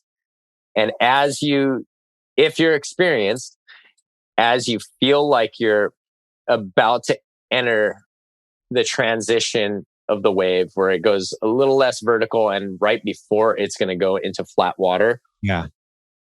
Now it's time to look up and down the line and get that board on rail to project down the line. So then you're like looking where you need to go. Because what's happening is the wave is moving in. So say if you take a 60-foot wave, that wave is moving between 25 and 30 knots. Right. In towards the shore. Yep. But it's also moving, I don't even know how fast, across at the same time. Yeah. So whatever that that equation is, moving in at a certain speed and across at a certain speed at the same time, I'm assuming is faster than just the speed going directly in. Right. So you're probably going, 35 knots, something like that, on bumpy water with a big board. But that's the really interesting thing that I kind of figured out, because I saw a video of one angle from a place called Waimea, which is just down the road from my house here, because you can shoot it from the side. Because I always wondered, and that was the big thing. I was still into paddling. I wanted to push the boundaries of paddle and surfing. And the argument was it's impossible to paddle into waves that are going 25 knots. Right. You can't paddle that fast. You can't catch that wave, which seems to make a lot of sense. But then I'm like, well, we're catching 12-foot waves that are going 15 knots. We don't paddle 15 knots. Right. Granted, that speed is very intimidating. And it surely seems when you're in that environment that you cannot paddle into that. Right. But what I realize is what's happening is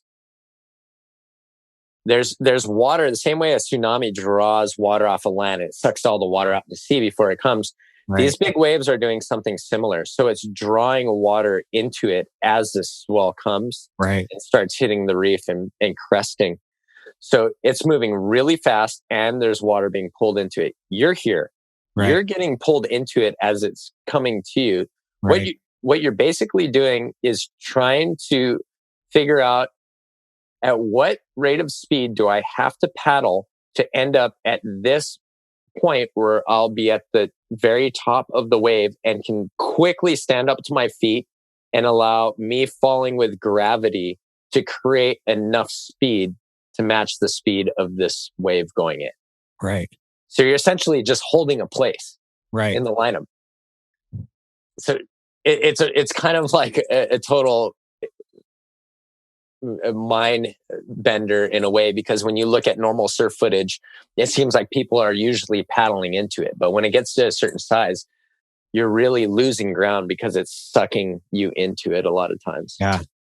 I hadn't thought about it like that. That's really that's really insightful. I'm thinking about it in the context of, you're on a 60-foot wave and you're getting ready to pop up and ride this fucking thing. And you're going to go, would you say you're going to do like 35 knots on your board? Is that? Yeah, you should be doing that. If you're outpacing the wave. And you're 5 stories up, you're doing 35 knots. You're looking down and across. This is loud as shit. And you're on the precipice of getting dumpstered. Like at every fraction of a second counts. So the single point focus that requires, I can't even imagine. Like there has to be what I'm thinking about is like people like you need to be studied for like a combination of different reasons, right? And not that you're going to try to turn you into a science fair project. Just saying like what you're fucking doing is nuts. Like it's nuts. So you're doing a physical activity that takes like agility, performance, focus, and then just the pure physicality of like training for these 2 very big, substantial things, which, you're paddling out and now you're going to maintain focus in fractions of a second on huge fucking waves for extended periods of time. And oh, by the way, if you mess up, the consequences are you're dumping yourself into a Russian roulette game. Dude, like the people like you, like if there's only sub 100 of you, somebody needs to like take the sub 100, the 50 people like you and go, okay, how do we put you guys into a science experiment and just like study what's happening in your brain? Has anybody done that? Probably looks like Swiss cheese.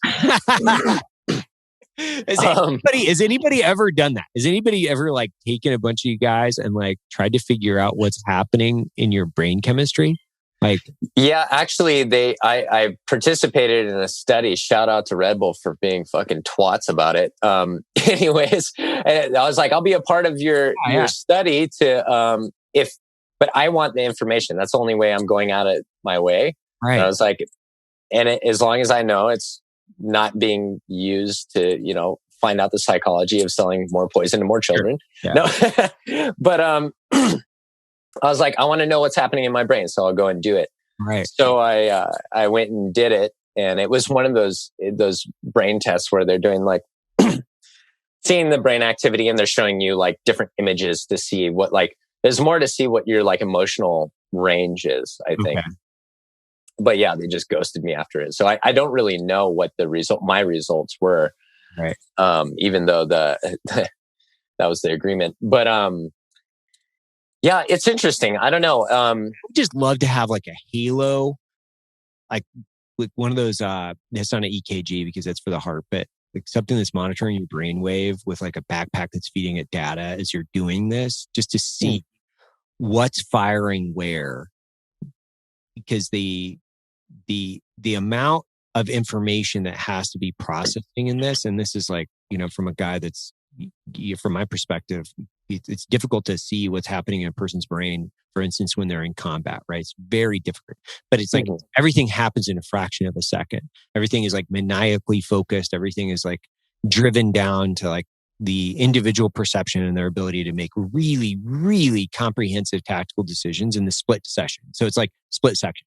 So you guys, like, and I've been fascinated by this for so long, like guys like you that are doing things with such drastic consequences, like big wall climbers, they've got time to kind of look at their route and decide where they're headed. And it's chess, right? Mm-hmm. A lot of chess.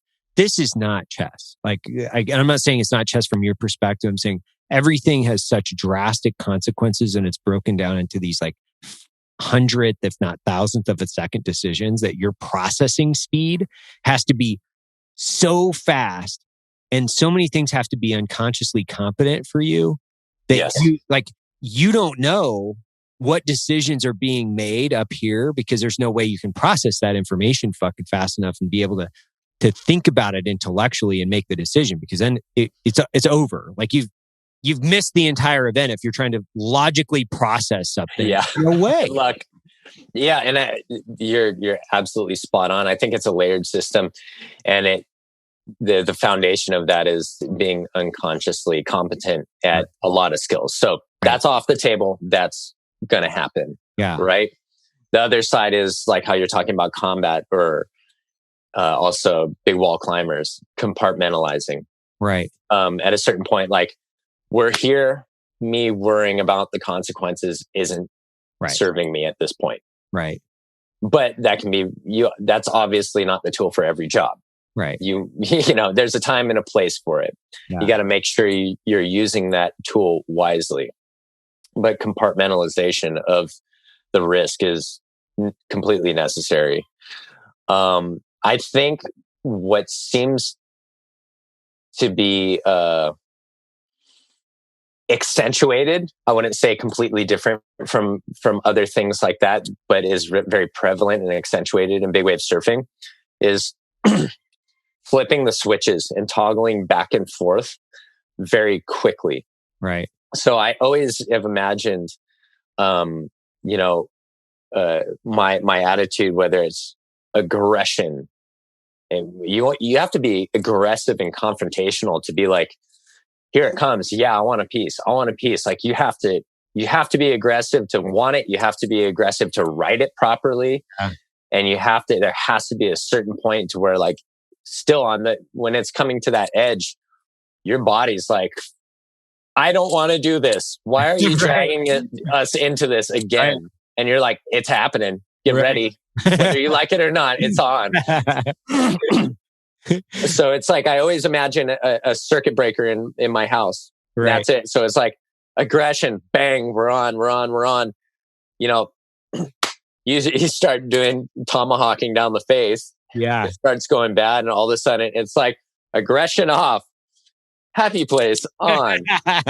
Like not tensing muscles any more than they have to be tense to make sure joints aren't flying out of socket. Trying now, I know, like, I'm kind of like trying to protect my neck. You get whiplash every single time, bar none. Like every big wave session afterwards, you have like classic whiplash. Like you should be in front of Judge Judy with one of those big ridiculous donuts around your neck. Like you would get a settlement if you got rear-ended and looked like me after every single big wave session. The initial violence, the impact, besides it, just that's the beginning of the breath hold, and a certain part of that extreme violence that you're feeling, because you're getting thrown and tossed in every single direction, is boom, bang, boom. It's dark, it's loud, so it's almost very distracting too, in a way. It like it's so intense that it keeps your mind off of the breath hold initially. But as it's like, it's still violent and you're still down and it's black and you feel the pressure, you're deep, then it starts becoming like, when am I going to come up? Right. When is it going to allow me up? Right. And that's when, you're switching the board. And at that point, I have the only control I have is over my state of mind. Right. And that's when I dive deep. It's like when your phone goes into energy saving mode and Right. the screen dims and everything. I'm pulling everything into the helm of the ship. And it's right here. That's my whole world. That's it. Until I feel that it's going to start letting me up. The hard part is when you're like, it's starting to let me up. When I've been in my own world holding my breath, because I'm so often a different place, what's my perception of how long I've been here and how much distance I covered and how much time before the next wave comes? Because if I feel like I'm going up and I can feel in my ears that I'm getting closer to the surface, and I'm like, do I expend energy to get up to get one breath before? Because if I expend this energy and I make it to 6 inches below the surface and this next one hits, right, I'm going to have to really dig deep and reset into a happy place again, because I just spent precious oxygen fighting for the surface and I did not get that breath. So I'm coming out of that deep power save mode, and I have to make that calculation and make an estimation and a decision. So I'm snapped back in cognitively. And at that point, I'm going to have to A, either go for it, or B, I never get to that point. I just pop up, which happens most of the time. And then it's toggling back and forth, because if I don't get the breath, second wave comes, I have to revisit going back to that mental space all over again. And it's going to be 10 times as hard. That's so fucking interesting. So, and then once you hit the surface, it's back to problem solving. Yeah, where are those rocks? Yeah. Where are the skis? Where is my board? How much time do I have? What cadence of breathing cycle am I going to assume before the next wave hits? All that stuff. So it's the switches on the circuit breaker are just being switched constantly. But so interesting, because I think about it the same way, like the compartmentalizing and switches. I talk about this. I've talked about it a lot, where I'm like, you got these switches. It's just a big board. You're like turning one on, turning the other one off, and you have to create the board too, right? So you have to create the board with the switches. If you don't have the switch, you're never going to be able to go like, okay, aggression kicks up, tactical or logical decision making also kicks up. So it's like decision making, aggression, push, power down, kick this one on. If you don't build your circuit board, there's no switches to actually be able to like do any of these things. Psst. Caleb, did you know with Black Rifle Coffee's Coffee Club subscription, you can get fresh coffee shipped to you every month? What? You don't even have to go to the store. Whoa. You don't even have to leave your bed. What? Wow. How did you get in here? You might want to go ahead and join the Black Rifle Coffee Club subscription before one of these guys shows up at your place.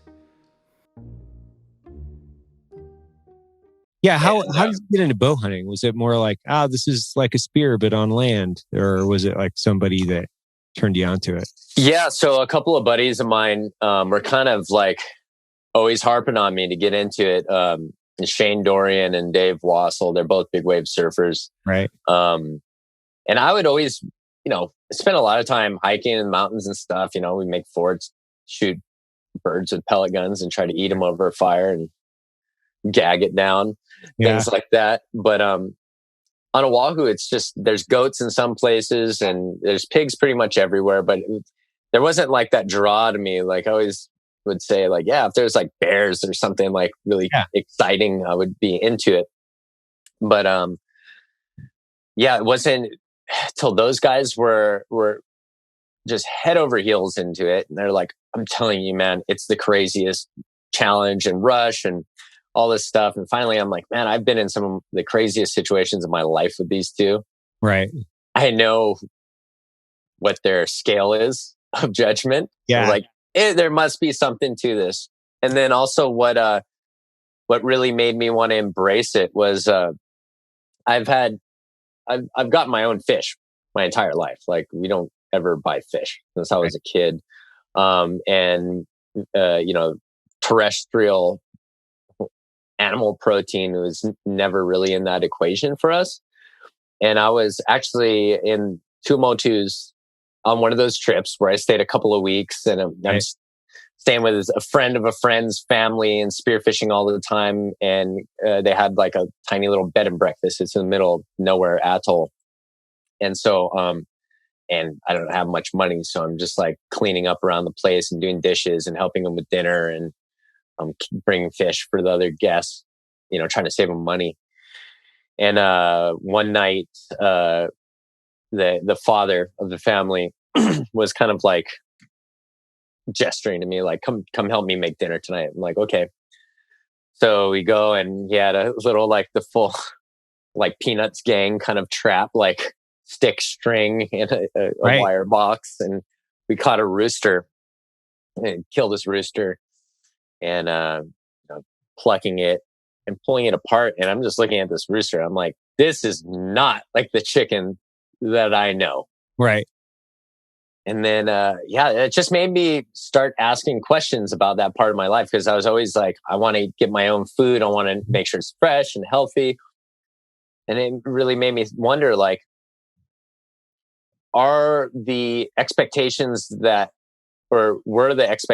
I had for red meat, pork, and chicken realistic? Are they in line with nature? Right. And so I started going down this rabbit hole, and that's right around the time that documentary Food Inc. came out.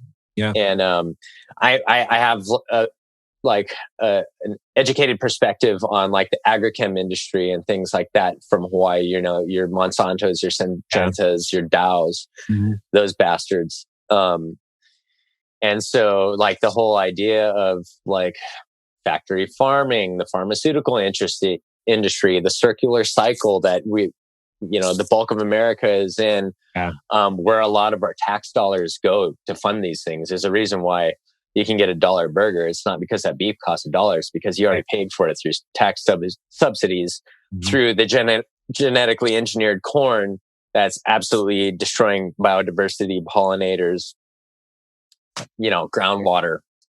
The list goes on. So yeah, it's all these things of wanting to be responsible, wanting to be healthy, and also have like, that responsibility of at least trying, I'll still eat a burger if I at a joint, if I have to, I'm traveling, or if I'm at a restaurant with friends, whatever. I'm not like crazy ultra hardcore about it.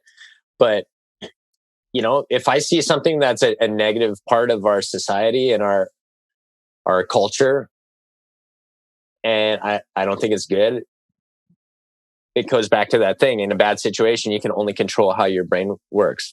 Right. I can't control how everybody else is going to work, but I can make a decision personally to not participate in it. Right.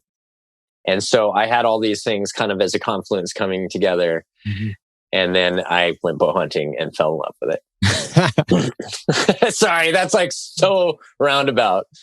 No, I think that's like a lot of us, right? Like I'm new to it. You've been doing it longer than I have.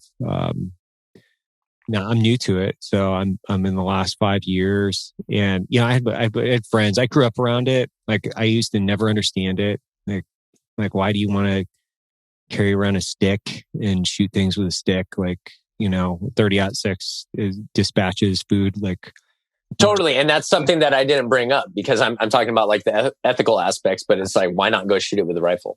Yeah. So I looked at from my perspective, like that's what I was coming from, because it's like, well, the ethical perspective on dispatching food, like, hey man, like I'm statistically more likely to hit it in the heart with this, blah, blah, blah. Right? But I got this trad bow initially, and I started doing more because of John Dudley, and I was like, man, this is just an incredible sport. And oh, by the way, it's just as effective as a rifle, given the circumstance with the person that's, training with it. It's just as effective. So it's not the least bit less ethical than it is in a rifle. I mean, I shot 2 elk last year, which is fortunate enough to do, one with a rifle, one with a on a bow. Uh-huh. And I shot my elk at 97 with my rifle, which was a 6.5. And I shot the elk at 94 with my bow. What? Yeah. You launched one in Utah at 94? Colorado. Colorado. Yeah, but I was, I shoot my bow almost every day. And I always shoot it out to 100, typically 110. Every day I'm religious, out to, as far as I can stretch it. And I'm out to 120, 130 at times in my back parking lot. Uh-huh. I'm not saying 94 is a chip shot. I'm just saying I can make the shot. But my elk died faster and almost in the exact same spot that I shot it with my bow. Whereas 6.5 PRC, I shot my elk in Utah. It moved further, and they were almost identical. I was just about a 1/2 inch high on the heart on each one of those shots, and one was a 2-inch mechanical blade, and the other one was 6.5 PRC. And it died faster with the arrow in it than it did with the bullet in it, and they were almost identical. So that's wild. I love it. I mean, I love it. You and I think when we saw each other at Deseret, because you had hunted, I think, were you on day 4 when you killed your elk? Was that your first elk out here last year? That was day 4 or 5. It was my first Utah bull I've killed. That was my 3rd bull. 3rd bull? Mm-hmm. And so where were the other places you've hunted elk now in the States? Idaho, Southern Colorado. Okay. And Utah. Yeah.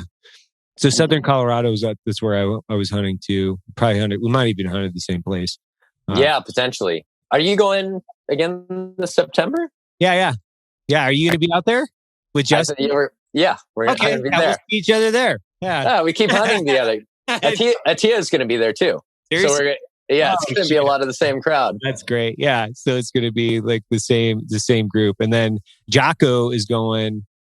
So it's going to be me and Jocko. Oh, and Jocko is coming too. And Jocko. Oh, this is going to be fun. Yeah, it's going to be super fun. So we literally go from Utah to Colorado. Are you coming out for any of the Total Archery Challenges, or are you just coming out to hunt? God, I really wanted to. I wanted to make Sitka's got an opening in Bozeman, and then there's a TAC event coming up. But I have a job in French Polynesia, so I just can't make the turnaround. Unfortunately, I really wanted to make it, but I'm guiding a spearfishing client down there for 2 weeks. So that's cool. Yeah, that's not gonna make it. Yeah. Well, I mean, you'll be out here in Colorado. I had one more question. Not one more. I got a million of them. I'd like to have you back on another show because I think you and I could probably talk for multiple hours, multiple sessions. So, my question was what's your beyond doing what you're doing? Are you training outside of that? So, are you going to the gym, or what do you do for training to just live life the way that you're living it? Yeah, for me, I kind of mix it up. I'll do beach runs and swims. I've been going to jujitsu over the last few months. Really good friend of mine forever is an amazing teacher. His name's Kid Peligro. So he's out here, and he actually wrote the first Gracie jujitsu books. But so I've been going and training with him, and for me, it's mostly just getting out. I get in these training routines, but then again, it's I have a 2-year-old daughter. I'm a co-founder of 2 or 3 different companies. I do the stunt work. I do the private client guiding. So it's busy. I'll get into little things I'll connect with my groups of buddies that are training, doing one thing, and then I come back as who's in town? What am I going to do? If I'm in California, it's go visit Laird and Gabby and go do the XPT training with them. It's kind of, I find it where I can get it. And then the breathing exercises, that's consistent. Yeah. What startups are you're involved? So Protect, right? You're You're in those guys or Yeah, I'm a co-founder of Protect. So we're just trying to make the essentials that you need for better physical performance that are going to keep you out in the elements. The essentials in a way that's easy to take, effective to use, effectively absorbed in your body, and no like bullshit, basically. Not like, oh, new supplement, new fad. Like, no, sourced in the United States. You're not getting heavy metals or some weird shit from China. And things that are just going to keep you out there. Also a co-founder of a subscription box. Oh, seriously? What is it? Yeah, it's called Beachly. Okay. So it's beach lifestyle apparel and different items that it's in a quarterly box. Oh, cool. So we've been at that for quite a while. The primary audience is female. Mm-hmm. And so, yeah, we got to be coming up on about 30,000 members now. That's cool. Yeah. And so that's been fun. And just I got some and design. I do a lot of design too. So, like, are you drawing it? Or? No, I am a terrible artist. So I do like collaboration projects. So I did a watch with a luxury watch timepiece brand called Braemont out of the UK. Okay. I designed a bag with Toomey. Oh, nice. I did a sunglass with Costa called the Sampan. That's out now. Excuse me. And I just did a line with Lululemon Men's. So that just launched a week ago. So I've always been super interested in the gear design aspect of things. And that challenge of making something it has to be functional. I will not abide bullshit that's like overdone. Kind of like our supplements with Protect. Like, I want efficiency. I want some badass, fast and effective stuff. But to be able to do that with style at the same time, aesthetic, to challenge yourself to use like more sustainable products, not in a way that you're just like, oh, this is a recycled material, so buy it because it's a recycled material. It's like, no, buy this because it's going to solve a problem in your life. It's going to look good. Right. And bonus, it's made out of recycled materials.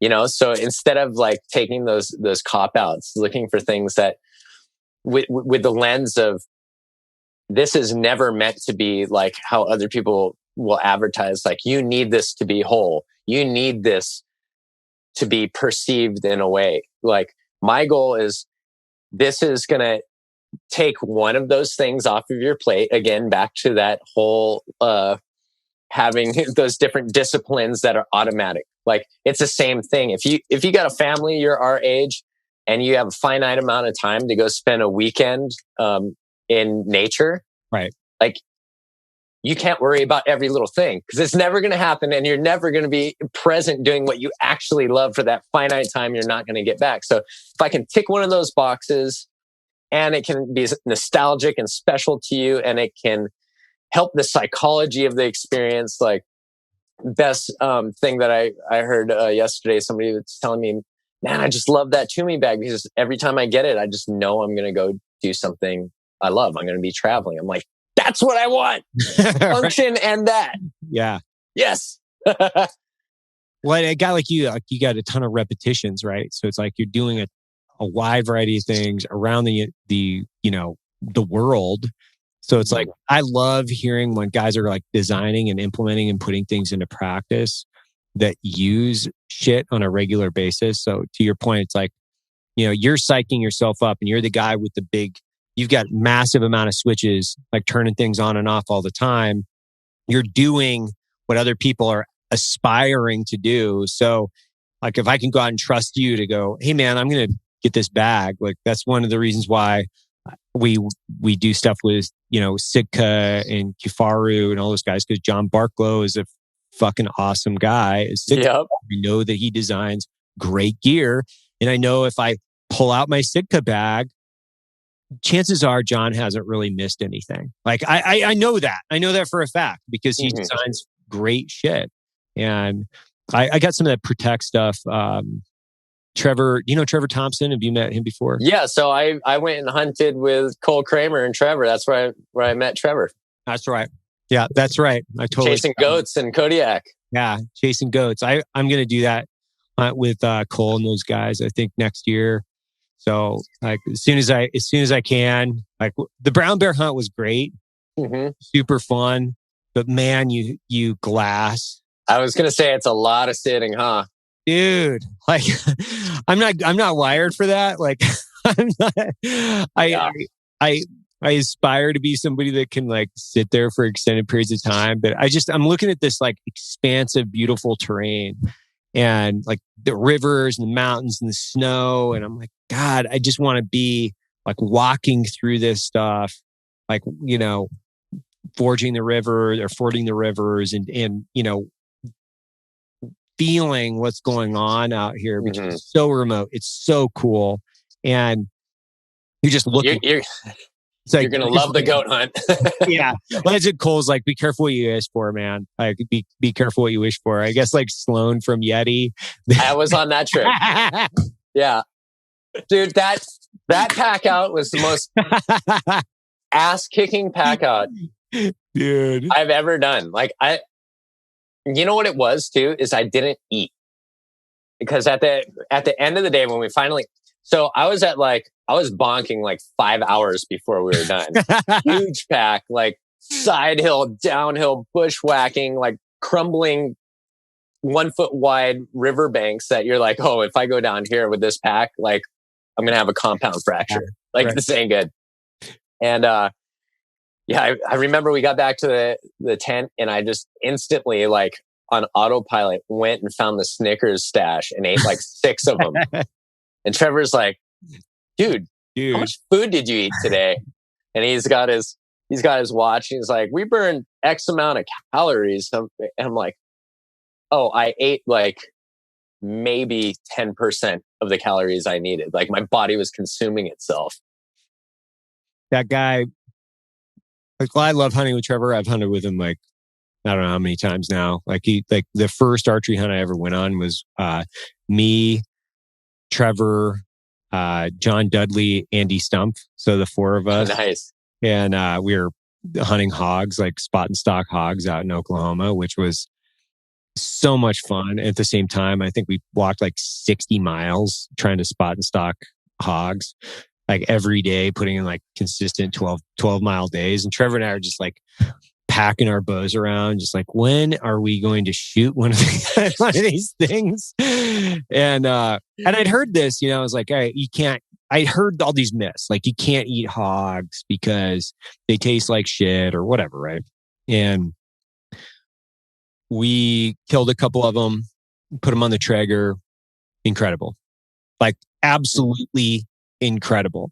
So from that point forward, like I'm not going to listen to anybody when they tell me like, no, you can't eat this or this doesn't taste very good or whatever. I'm like, we did nothing in prep, by the way, that like we didn't like soak it in anything. We literally like milk soak for a day, vinegar soak for a day. No, we didn't do any of that. We took the back straps out of this thing, threw it on the Traeger. It was juicy and incredible. And that was like, I think to kind of go back to what you were talking about earlier with archery, it was the same thing with me and my family. It was like, I want to be able to pull wild meat in because we're meat eaters.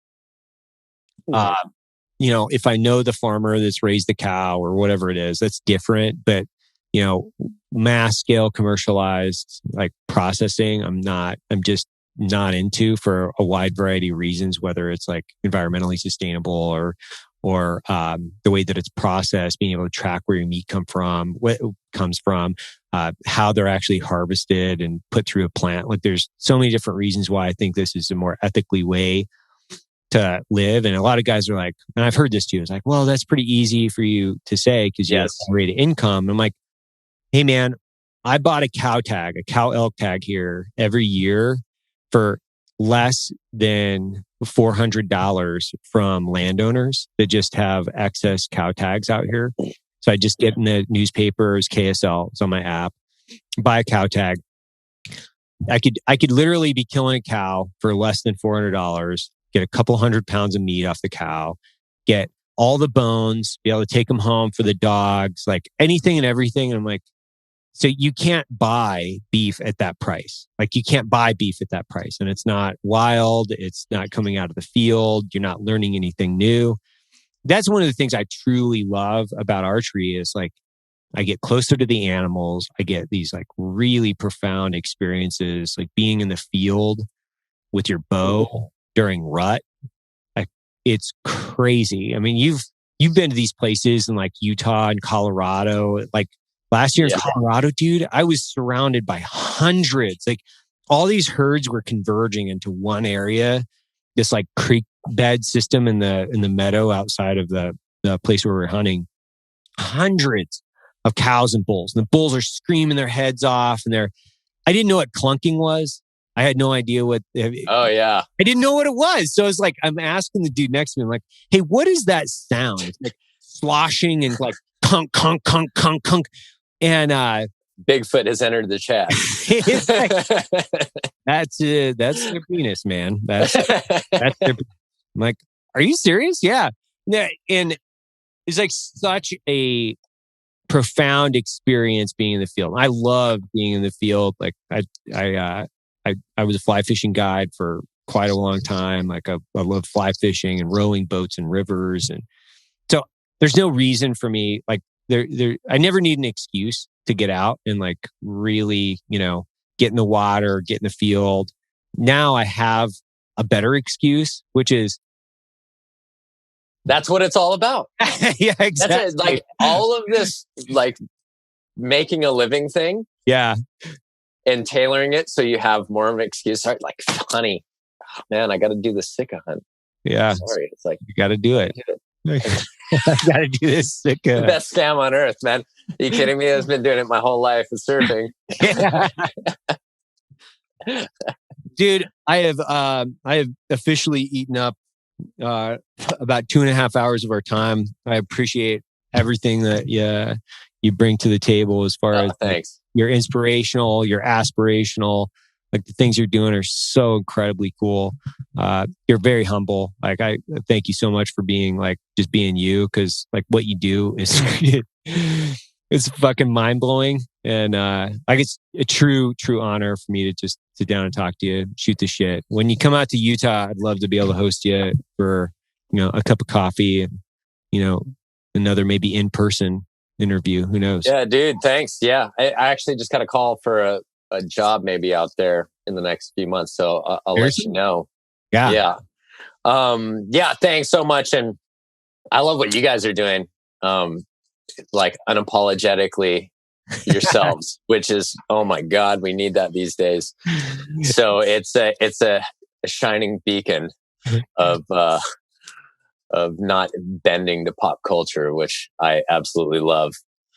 Matt and I talk about it all the time where we're like, man, if people only knew that we're just not this sophisticated, it's not that sophisticated. Like we're doing this New York Times article. They've been writing an article on us and we're just like waiting to see. That should go great. Yeah, that'll go great. Yeah. It's just going to be a total dumpster fire. And we were talking about it. We're like, at the end of the day, man, like, we are who we are. We love what we do. Like, we make stupid jokes and roast coffee. It's great. It's fucking hilarious and it's fun. And two, I get to like talk to guys like you, and it gives me an excuse. Once again, gives me a perfect excuse. I'm like, hey man, I got this podcast. You want to sit down and have like a 2-hour conversation about surfing and archery?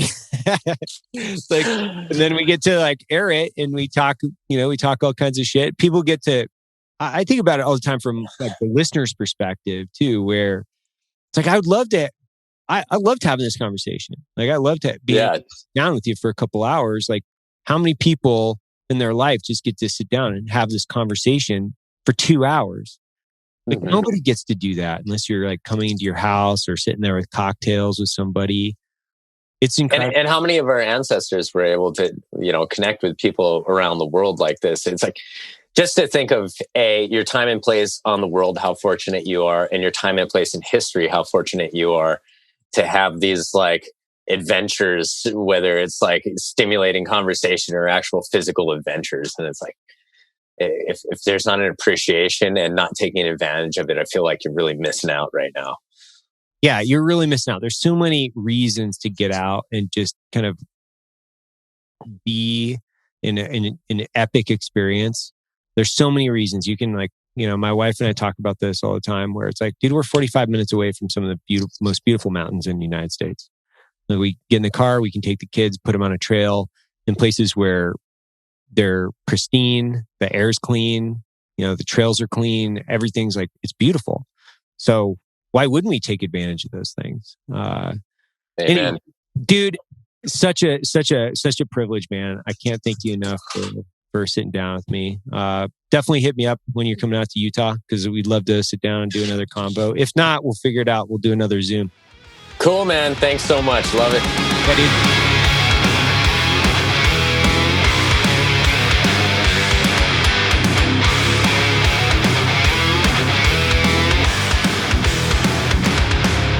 That concludes today's training. Any questions?